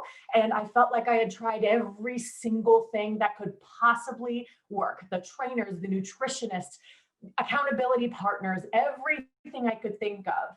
Nothing seemed to work. So I just gave up. And I said, you know what? This is obviously just not something for me. And I would be that person who would bail on both social and professional promises. You know, I would get to a point where I was so full of fear and so reactive to my environment that if somebody asked me to do something on Saturday night, you know, I was living in New York City for a period of time. Hey, Gina, let's go out for drinks on Saturday. I couldn't and wouldn't commit to it because I didn't know if I would be emotionally stable that day enough to actually go out. And so I just stopped doing anything. I was literally fetal on my couch, wondering why I was so miserable, gaining weight, just so unhappy. And it allowed me to then flounder professionally for a decade too. You know, I stepped away from what I thought was my purpose, from what I thought was my passion. And I just kept flitting from thing to thing to thing, afraid of pushing harder, afraid of it being a challenge and feeling like something must be wrong because it didn't come easier to me. And then the hard part was not even just being fearful, not even just allowing myself to run away from these things, but then I would punish myself so long after for saving myself from that fear. So I would avoid the thing to prevent myself from being embarrassed or to prevent myself from having something horrible happen, except then internally I was punishing myself for having that fearful moment and being a coward and not actually moving forward, not actually trying something or doing anything. I'm not doing that anymore. Never again will I be that person because now I know what it takes to actually work through those fears in order to actually get somewhere that feels successful, that feels joyful, that honestly feels peaceful in all areas of my life. And they're all so interconnected. We can't just sell ourselves, okay, well, our professional life is going really well, so let's put all our eggs in that basket and then we'll ignore the stuff that we're afraid of over here. It's all tied together. We are one person. And yes, we have multifacets to us, but they are all tied together. And so I have to be the person to face those fears in a new way. And that goes into those habits that, again, Rhonda was sort of talking about. So in my bio, you heard a little bit about me, but I am a never has been opera singer. And I did allude to a little bit why. I went to get my undergraduate in the Westminster Choir College, which is in Princeton, New Jersey. It's a very conservatory-like school. And then upon graduation, that performance anxiety was far too heavy for me to actually pursue it. So I switched directions. I went to NYU and I got my master's in performing arts administration, where I fell in love with marketing. And I've been doing digital marketing for about 10 years now as well. And then that evolved even further into entrepreneurship, where now I am this confident communication coach. And it's this blend of public speaking skills and online marketing strategy, in addition to the mindset work that it takes to show up with confidence. You know, I am a TEDx speaking coach. I help people actually be engaging as well as effective on a stage. And I'm also going to be a published author come later this month with my book, Why I Love to Make People Cry, How to Be Authentic and Confident Online. So that's a little bit about me to give you some context. Now, I want to talk about why being fearless doesn't work, okay? Because perfectionism is something we've gotten really good about talking about how toxic it is. Like, yes, it has its merits, but ultimately, perfectionism is something that can usually hurt you far more than it can help you if we're looking at it in a certain light. And fearlessness is the same. Fearlessness is perfectionism in sheep's clothing, right? The idea that we're going to be fearless whenever we're doing something, the idea that we have to wait to be fearless before we can move forward or try something new is just crazy. Because how many of you, let's be honest, how many of you are fearless? I'm guessing it's none of you. So I've been called fearless countless times in my life. I've been called fearless because I speak in front of large groups like this without seemingly any issue. I've been called fearless because I've traveled to Germany by myself, not knowing German language very fluently, and yet enjoying the hell out of myself. And I've been called fearless because I asked out that hot guy at the gym, you know, the one that you keep making eyes at across the way, and you just tell yourself, you know what, I'm going to do it today. And I did. And have been called fearless for all those reasons. But I'll tell you what, I had plenty of fear to walk away from a career in opera singing. And I definitely have a lot of fear of looking bad or looking stupid in front of people. I very easily, had I been the old Gina, would have just found a way to get out of this speaking gig this morning. Oh my God, I messed up the title. I don't know if I can acclimate. I don't know if I can shift and make it still work. And I would have just bailed and found a way to be a coward about it. But I don't do that anymore because I know that doesn't serve me. So I have to build this practice. And it's this idea that, you know, being fearless, we have to always be motivated. We have to always be determined that no matter what else is going on around us, that we have to be steadfast in those good feelings. And I will tell you, motivation is not sustainable. I did this challenge called 75 Hard, which was 75 days of these daily habits that, you know what, after about a week, it's not shiny. It's not new anymore. I like to say that motivation is a lot like showering. Sure, immediately after, you feel really clean and you feel good, but depending on what happens in your day, you can feel real dirty real quick, even if you just sat doing nothing for like 3-4 days at a time. Eventually, you'd still feel like you needed a refresh. You'd still feel like you need to be clean again and take that shower to kind of redo it. So it's not sustainable to think that these feelings just last, that's what can pull us through. So we have to find other ways to actually push through those uncomfortable feelings when things are challenging. So we have to face those fears, because maybe that's what's preventing you from actually starting the process of those SMART goals that we were just talking about. So this idea of fake it till you make it is just terrible advice. Let's be real here. I don't want you to fake it. I don't want you to fake it and pretend and screw in your smile. I mean, we are expected to do that as women all the time anyway. Let's just be real. Let's go back to that conversation about the personal brand and being authentic. That's what we get to bring to the table here. And it's not about doing these huge, enormous things and, you know, being scared of heights and then going skydiving to conquer it. It's about doing little things so that your comfort zone stretches just a little bit more each time. So it's not about faking it so much as finding the barriers of your comfort zone so that you can stretch them a little bit. And what we have to do is figure out, what will it take for us to just jump over that first initial hump of fear. So I know one of the common sayings for working out, right? The hardest part is getting in the door of the gym. And then once you're there, you're usually fine. Or putting on your shoes to go for a run outside. What is the equivalent for you for that goal that you're dying to meet and really struggling with taking that first step? Because most of the time, once we do, we think, oh, that actually wasn't so bad. We got to get ourselves there first, but we need to find a tool to make that happen. So I like to say we can find some sort of anchor. What is it that can make you anchor yourself, ground yourself for long enough to take that big, scary step, where it doesn't mean the fear goes away, but it's dissipated enough for you to feel courageous enough to take that step. So I've had so many people tell me different things about what works for them. Me as a singer, I still really love to sing and just kind of get in my body and blare it out and, you know, close my eyes, get really, really into it. I've had clients who love to have like a little dance party before, you know, they're just kind of dancing, getting the energy out and, you know, just kind of getting into their body again, letting go of some of that anxious energy. Or one of my favorites, I have a client who is very, very big on the political scene, and she loves Joe Biden.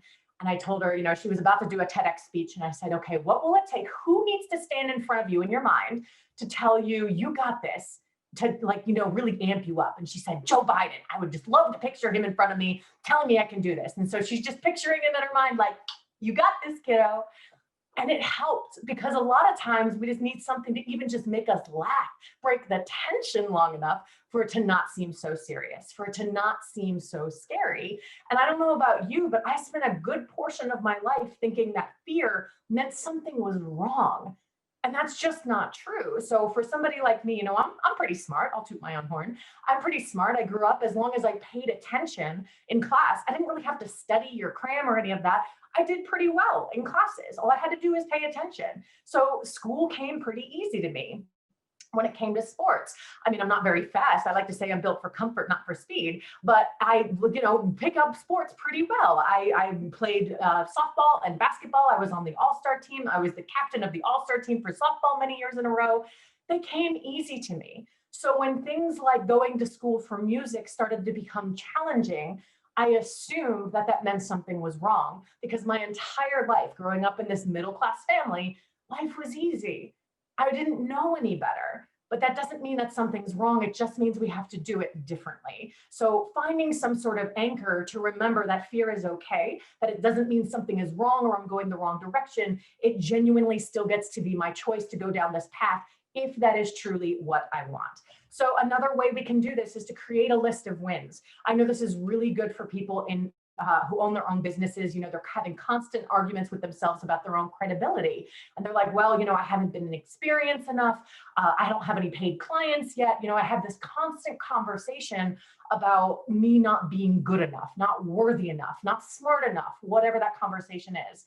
And to them, I say, you know, make a list of these wins, make a list of testimonials from people. Even if they haven't paid you, odds are you've done something with somebody else, even for free, that is reflected very strongly into why you created this business. So it's very clear, yeah, I've helped with people with this before for nothing. Now that I'm translating this into a monetized thing, that still holds weight. It still holds weight to think that you help somebody else create this transformation or find this new path for themselves or something along those lines. So whatever those wins are, having them at the ready to remind yourself, much like your why, having them down to remind yourself, yeah, I'm actually pretty great and I do know what I'm doing. And these are the things I've created before, I can do them again.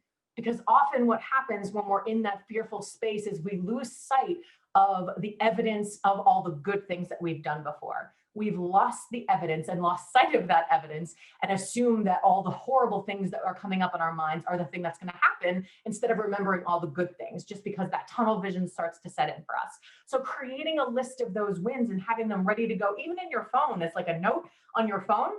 I know that's so helpful for me if I get a little nervous or if I feel like I'm just really struggling to be focused, to be in full service to somebody. And the last thing that we can do is to breathe. As an opera singer, I obviously had a very strong breathing technique because back in the day, there was no amplification of an opera singer over an 80-piece orchestra. If you needed to support your breath in your singing to reach over that, it had to be with your breath. So we're actually going to do a little bit of a breathing technique, and I'm going to do some voice anatomy with you all, because what people don't realize is that their anatomy of how they breathe, you'll see here that your lungs are actually pretty high in your chest. They go above your collarbone or your clavicle. And what people assume is that your chest or your lungs are really more behind your chest area. So they think they breathe and it's more here. But actually the way you breathe, if you're not taught properly, is more up here. So think about what happens when you're afraid, when you're anxious, when you're nervous, you cramp up and you get really tight. And then what happens? You're closing off the space, the ability for you to expand your lungs. And so you're already feeling like you're a little stifled. You're already feeling anxious. And now you're creating a physiological response that's saying, I can't breathe. Well, of course you feel like you're going to die when you're on a public stage. Of course you feel like it's the worst thing ever because you're actually creating a physical response in response to an emotional response that you're already having. So it's just exacerbating the issue for you. And I don't like when people say breathe from the diaphragm, because if you actually see where the diaphragm is, look how high that is. That's still not very low in your abdomen. So what about all the space below it? That's where opera singers breathe from. And let me tell you, when you do that, you are supporting your voice so well. I haven't lost my voice in 16 years because I know how to take care of my instrument. And we do it with letting our what do you call it? Abdominal muscles, those things. We use our abdominal muscles to support our voice instead of letting our voice do all the work. It's kind of like just allowing ourselves to kind of hold something here instead of it hanging it from above. If I'm hanging something from above, all the weight is on that string as opposed to letting the weight from below support it. And then it just kind of has that flexibility to be able to do that.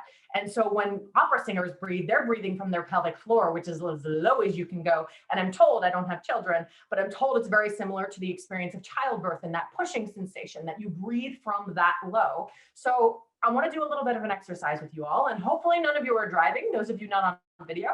So if you are, please let the lawyers state that I said, do not do this exercise. But if you are in a space where you can do this, I'm going to invite you to just kind of sit up as straight as you can, or stand if you're even willing. And I just want you to put one hand on your chest, and I want you to put one hand, I'm going to stand up and show you, one hand about like right here, just below your solar plexus. It doesn't matter which, just one in one place, one in the other. I'm going to invite you to close your eyes and just take some normal breaths. Don't worry about any deep breaths or anything like that. Just take a couple normal breaths.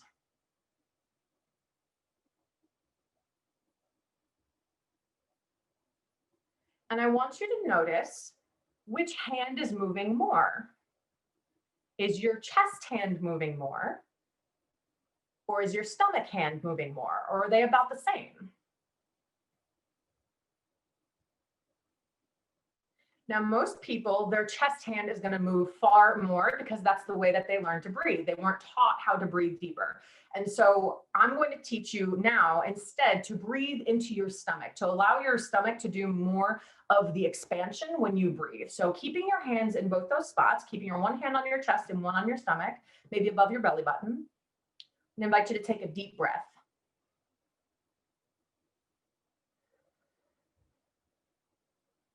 And another one.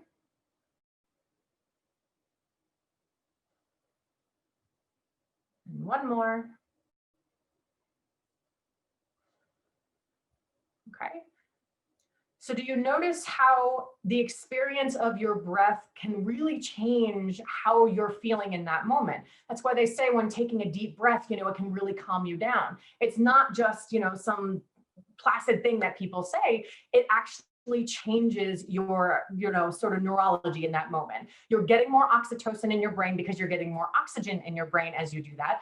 But the deeper you breathe, the easier that becomes, instead of these shallow sort of breaths that can actually exacerbate the issue and that anxiety for you. So taking those deeper breaths are such a quick way to calm those nerves, and you're actually getting yourself more grounded into your body. That's why singing is such a vulnerable and physically active activity. If you notice, you ever see like a video of Pavarotti or Andrea Bocelli, they're sweating on stage, and it's not just because of the lights, it's because it's a really, really physical activity to breathe so deeply, to engage your core so much for singing. So breathing, that really deep breath, is something that can really, really support you in calming those nerves to just take that first step. Because again, it's not about making the fear go away. It's about creating enough courage to take one step forward.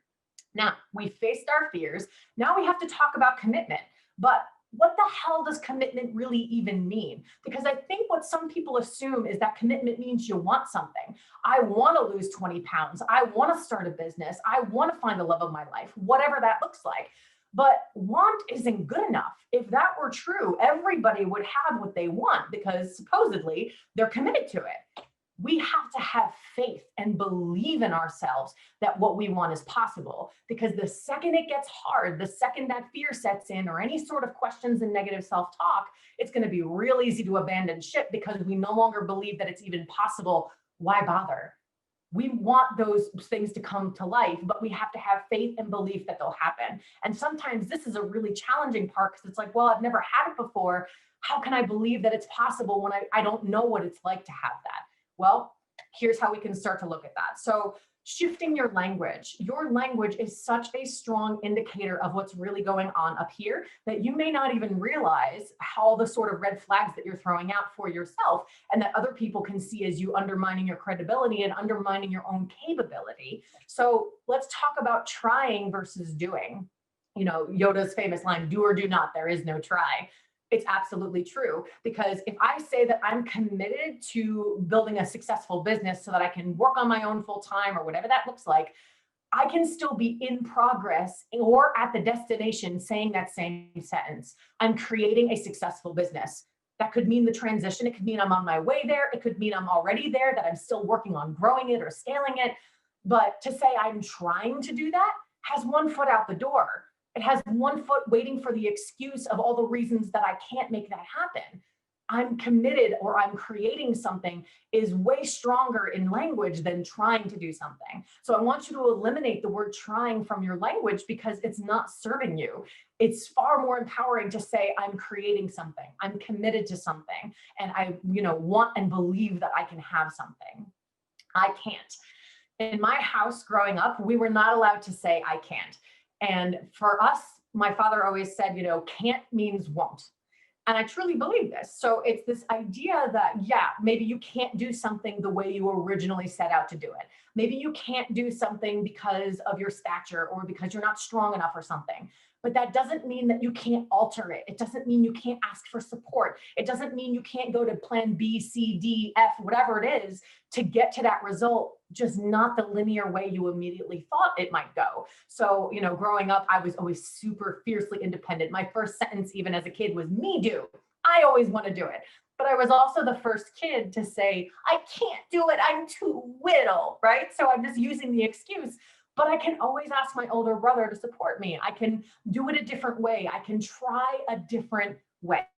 It's not can't means you're giving up. It means you won't do something. You're unwilling to look for another way around to the thing that you want. So if you're truly committed to something, if you truly want something, if you're committed to it and know and believe that it can happen, you will always find a way. It just may not look as clean or as short or as easy as you originally planned out for yourself. I don't have time. This is a big one, especially right now where we're juggling all the balls and there's kids at home and work and we're trying to be social and we're trying not to binge on everything in the fridge because it's there and we're bored and we're emotional and all these things happening. But I can't have time is another one of those really tricky excuses that we don't even realize we're using. Everyone has the same amount of time in a day. So if you're finding yourself saying things like, I don't have time to do the things that really matter to me, the things that supposedly you're really committed to, try rewording that to, it's not a priority for me. And then realize how much it hurts to say that out loud. I don't have time to work out today. Instead of, I'm not, it's not a priority to me today. It hits you in a different place for sure. And it doesn't feel good to do that. But we know that if we have to balance all the things, that maybe balance today looks a little bit different than it does for tomorrow. So finding ways that we can instead make ourselves the priority, make what we want a priority. And again, maybe it's a matter of having a different sort of plan. Maybe it's not the hour-and-a-half workout we wanted, but it is 5 minutes here and there that we do have. Maybe it's using your kid as a weight if you're as a workout, so you're spending quality time while doing something else. But when you say, I don't have time for something, what you're really saying is, I'm not making it a priority for myself right now. And that can really, really jar you enough sometimes to change the way that you're thinking about that. So be aware of those words in particular. They're really sneaky in trying to get you into your head of what's really going on. Now let's talk about getting that clearer picture in your head. So I don't know if any of you know Ed Milet. He is one of my favorite speakers. I heard him speak once and he said, when I pass, my goal is to meet myself in heaven at the pearly gates, and I want to be his twin. That this is the highest version of me, that it's the best version of me, the most successful version of me. And it is my job to make sure that when I die, I am as close to that version of myself as possible.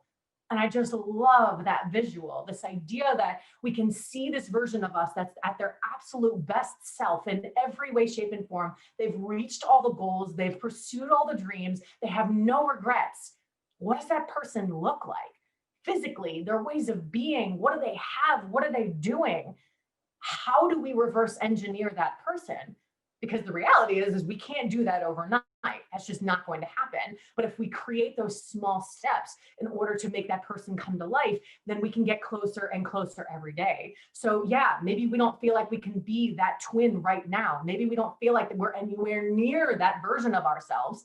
But how do we know what it is we're really going to be working toward if we can't visualize it? We have to have a clear picture in our head, even if we don't believe it right now. We just have to be able to reverse engineer that goal. And that's where those SMART goals that Rhonda led us through are going to be super supportive for you. So if you know you want to be really fit, you want to run a marathon or something like that, reverse engineering what it's going to take to make that happen. If you want to have a successful business, reverse engineer number one, what does success mean? That's a whole other conversation. Does success mean that you're impacting people? Does it mean you're making a certain amount of money? Does it mean that you're working full time for yourself and that you have employees? Getting really clear, really clear on what all of that looks like so that you have something to reverse engineer from.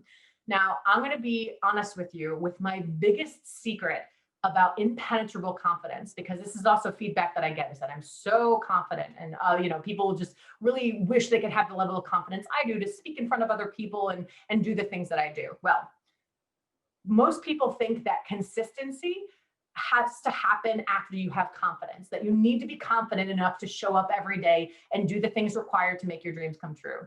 But I'm here to tell you that it is actually the opposite. Your consistency creates your confidence, because when you create evidence every single day that you can do the thing that you say you want to do, even when you don't feel like doing it, even when it's raining out, even when your kids are, yelling in the background, even when your partner doesn't support you, that's what builds confidence, is the fact that every day you kept your word to yourself.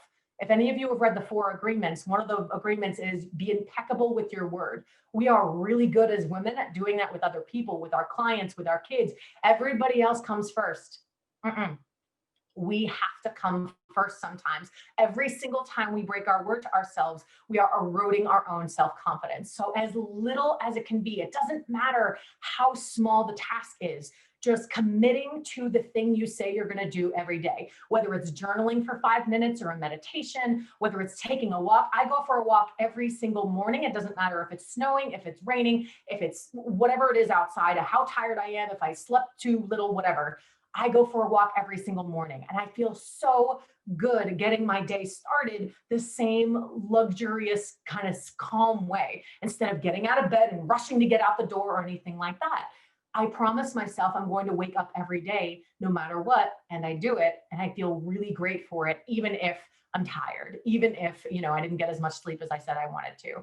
It's such a powerful tool to build our confidence, is by having this consistency. So just pick 1 or 2 small things to do every day, because they are cumulative. I've lost 60 pounds in the last year only going for walks and counting calories. I hate the gym. I hate weights. I hate yoga. I hate all of those videos and stuff. I try to do them, but I just can't get into them. I can't do them consistently. So I do what works for me. It's small, it's easy, but I go out there and I enjoy it, and I know I can commit to it every single day. So what are those 1 or 2 small things to commit to every single day for you? And it doesn't matter if it's late, it doesn't matter what's happening else around you. So if you're growing your business, it's, showing up on Facebook every day, or showing up on Instagram every day to be in service. If it's losing the weight, like I said, going for my walks every day and doing my calorie counting, that's all it took for me to lose 60 pounds in a year. It's ridiculous. Writing a book, this is a huge dream for people. And this idea of just having this book, we have to reverse engineer that. What's it going to take? If I write 500 words every day, will I get there? Will I get there by that destined time and goal? It's super important. And then we need to create accountability. So you got to hire a coach. You got to have a friend who is supportive of your goals, somebody who's actually going to support you and push you doing that. Don't have that placating friend, or that friend who's just like, oh, screw your diet. We're going to go out for chocolate cake today. It's going to be awesome. Those friends have their merit, they're fun, but they're not going to support you in actually reaching those goals. So we want to make sure that you have accountability in some fashion. And maybe you're a positive reinforcement person, maybe you're a negative reinforcement person, but you want to make sure that one way or the other, you have that accountability, and that there's some sort of consequence of you not doing the thing you say. And let me tell you, the eroding of your confidence, once you feel the difference here, is a huge, you'll feel it. You'll absolutely feel it viscerally. And don't set yourself up to fail with these enormous to-do lists. I don't know about you, but I have lists upon lists upon lists. I have lists for my list. There's just papers everywhere. And when I do that, I often feel like I cross off one thing and then I replace it with 4. That doesn't serve me. All it's doing is setting me up to fail and feel like I didn't get anything accomplished today. So allowing myself to have 3 to 5 really pertinent tasks for the day. That's it. All I have to do is have super pertinent tasks for the day. And once I cross them off, I can feel really good that, hey, I did those things to move the needle forward today. I really think I can do that, and really I'll just allow myself to celebrate myself at the end of the day. So huge transformation in any area of your life is absolutely possible with those consistent little steps. And I believe I'm a little bit over, but I'm just going to give you one tiny little story. 10 years ago, I was somebody who was petrified of singing in front of other people. Absolutely petrified, literally walked away from a career in music because of it. And somebody had asked me to sing at a family friend's funeral, and I was terrified. I almost bailed at the last minute because my voice woke up with a little tickle in my throat, and I didn't think I could do it. I thought I would mess it up. But what I was able to create in that room, the entire room was sobbing by the time I was done singing. And I was able to create that beautiful experience because I did something courageous. I was able to do something that was really prove to myself that I did it once and I can do it again. And so over the years, I've been working on that. And 2 years ago, I sang the national anthem at Nationwide Arena in front of 12,000 people by myself. And I was actually more excited than nervous. I practiced putting myself out there. I practiced breaking through that fear just in little bits each time, just growing outside my comfort zone a little bit more. And I was able to do that in a way that I actually really enjoyed and I'm super proud of now. So I want to ask you, what will commitment and consistency create in your life? because I know for me, it's created so much joy, so much success, and so much peace. Thank you so much for allowing me to be here. I remind you, don't be fearless, be committed and consistent. And if you want to connect with me, these are the ways to do it. I have a free Facebook community for women called Confident Female Entrepreneurs Making an Impact that you're welcome to join. That is the link for that as well. Thank you so much. Wow, Gina, fantastic. There's so much I took away. I love this. Fear is okay. Change how you look at it and create those wins. And Marty, you'll appreciate this because when you did the breathing exercise, I did not stand up because yes, I do have my dress shirt on, but my yoga pants, I'm comfortable today in my home office. So I had a chuckle at that. Maybe I'll make a change and go to jeans or dress pants one of these days, but oh, fantastic. And I love the part about not having time today and really changing it around that, making it a priority. I wrote that on a sticky and I'm giving that to my husband because I hear that excuse all the time. So I love it. Lots of great comments in chat. Definitely back there myself. Check it. Yeah, check it. Lots of references to New Jersey. I can tell you from being from New York, I could hear and pick out your Jersey accent there. So well for years to try and take it out. Yeah, it's great. And lots of references, a couple to NYU. And so it's, you know, sometimes we're far apart, but we're really close together, all of us ladies. So thank you for that. Fantastic. I think I can speak for everyone on the line today. What a forum. Our first virtual. See, we are really strong women. We are in charge. We're empowered. We're leading, educating, and developing. We lead, and now we are recharged, revived, and refocused. And I want to give a very special thank you to all of our outstanding sponsors, Ohio Health, presenting sponsor, and our gold sponsors, Franklin County Banking Center, Converse Electric, and Be Local. And also a very big thanks to all of our speakers today who help empower us no matter the situation. We have the chamber, we lead committee members and all of our virtual guests. This would not be possible without you here with us today. So thank you. And also keep in mind the wonderful work the Refuge does. Maybe consider donating or volunteering. And just as a reminder, the link is in your digital program guide. And lastly, please take a few minutes and complete the forum survey. You can find it in your program guide. There's also a link in our chat group. And then we're also going to be sending out a thank you for being with us email today, which will have the link as well. So however you prefer, we just ask that you take the time. Your feedback is critical to our success, our growth, and our continued success throughout the year, as your feedback will be used to develop our multiple We Lead women-driven events throughout the year and really create our 2021 business forum. But hopefully next year, this time, we'll be able to see everybody in person. So thank you again. And now I'm going to pass it back to Sean to tell us about some exciting upcoming events. Oh, thank you, Melanie. Thank you for handling all that. You did a lovely job. And I just can't say thank you enough. I know we've heard this 20 times already, but wow, that was awesome. To all of our presenters, I am so appreciative of you sharing your heart and your wisdom and your knowledge, your experience and knowledge. I think that everybody should be able to walk away with some wonderful nuggets to kind of refocus and recharge yourselves and head in a great direction for those new possibilities. So again, my most sincere thank you to all of you, to our sponsors, and to our team. I do want to remind everyone that Arts in the Alley, while we're not going to bring 30,000 people down to our beautiful historic town center, we are still doing Arts in the Alley, and we have so many fun things going on. We're currently in the middle of our very first chalk art challenge. If you've got a piece of chalk and a sidewalk, get out there and draw some cool pictures. There's a theme every week. Today is the last day for our first theme, which is summer fun.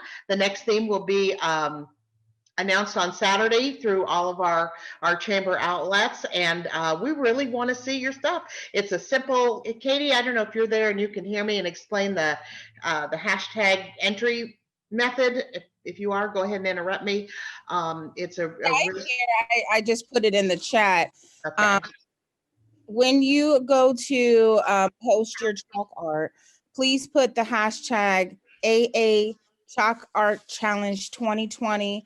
And then if it's a child entry, it's AA Chalk Art Challenge 2020 kids. And you'll see that on our social postings and stuff. And if you even just want to go out there and check out all the chalk art challenge that's been submitted, you can click the links of those hashtags and be able to see what's already been submitted. So there's lots of fun entries. Just amazing, the creativity of people who are getting involved with this. So spread the word for us. We appreciate that. Arts in the Alley itself will officially launch on the 14th, which is a Saturday of November. So we're just about 4 weeks away. Uh-oh, panic. No, I'm going to take all the nuggets that I learned today, and I'm not going to panic. I'm just going to step forward fearlessly. Well, no, that courageously. Oh dear. Anyway, I'm going to read my notes. Anyway, we're super excited. We've got all of the vendors that you normally would see under tents. You're going to be able to go to their sites, to their SD pages, to their Facebook pages, to anywhere where they show and sell their merchandise. We have all of our shows, quilt, youth art, photography, fine arts, and crafts. You're going to be able to go there and give your People's Choice votes. We've got Kids Fun Street. We've got a team that is building crafts and projects for every day. And you can watch with your kids. They're going to have videos to show them how to complete the project. So I'm telling you, it's going to be, the only thing that's missing is the smell on the streets of all the vendors and the concession people. But we're going to compensate for that by letting you know where you can get all that stuff and where you can support those folks that bring concessions to the event. So we're super excited. We're making no apologies for changing this to a virtual model. And we hope that you'll join us and you'll spread the word for us, because it's going to be a great event. The fun thing about it is it's not just for 2 days. It's going to remain up and active at least through the end of the year. And we believe we will probably very likely extend it through or up to the event next year. So that is our goal. And we think we're going to make it. So to everyone, thank you for being here. Thank you for taking your morning to be with us. And please fill out the survey and be honest about it. There's a place at the end for comments. So please share those. We honestly want to hear that. So thank you, everybody. Thank you for all of this team that put this together. And thank you all for being here. Blessings to all.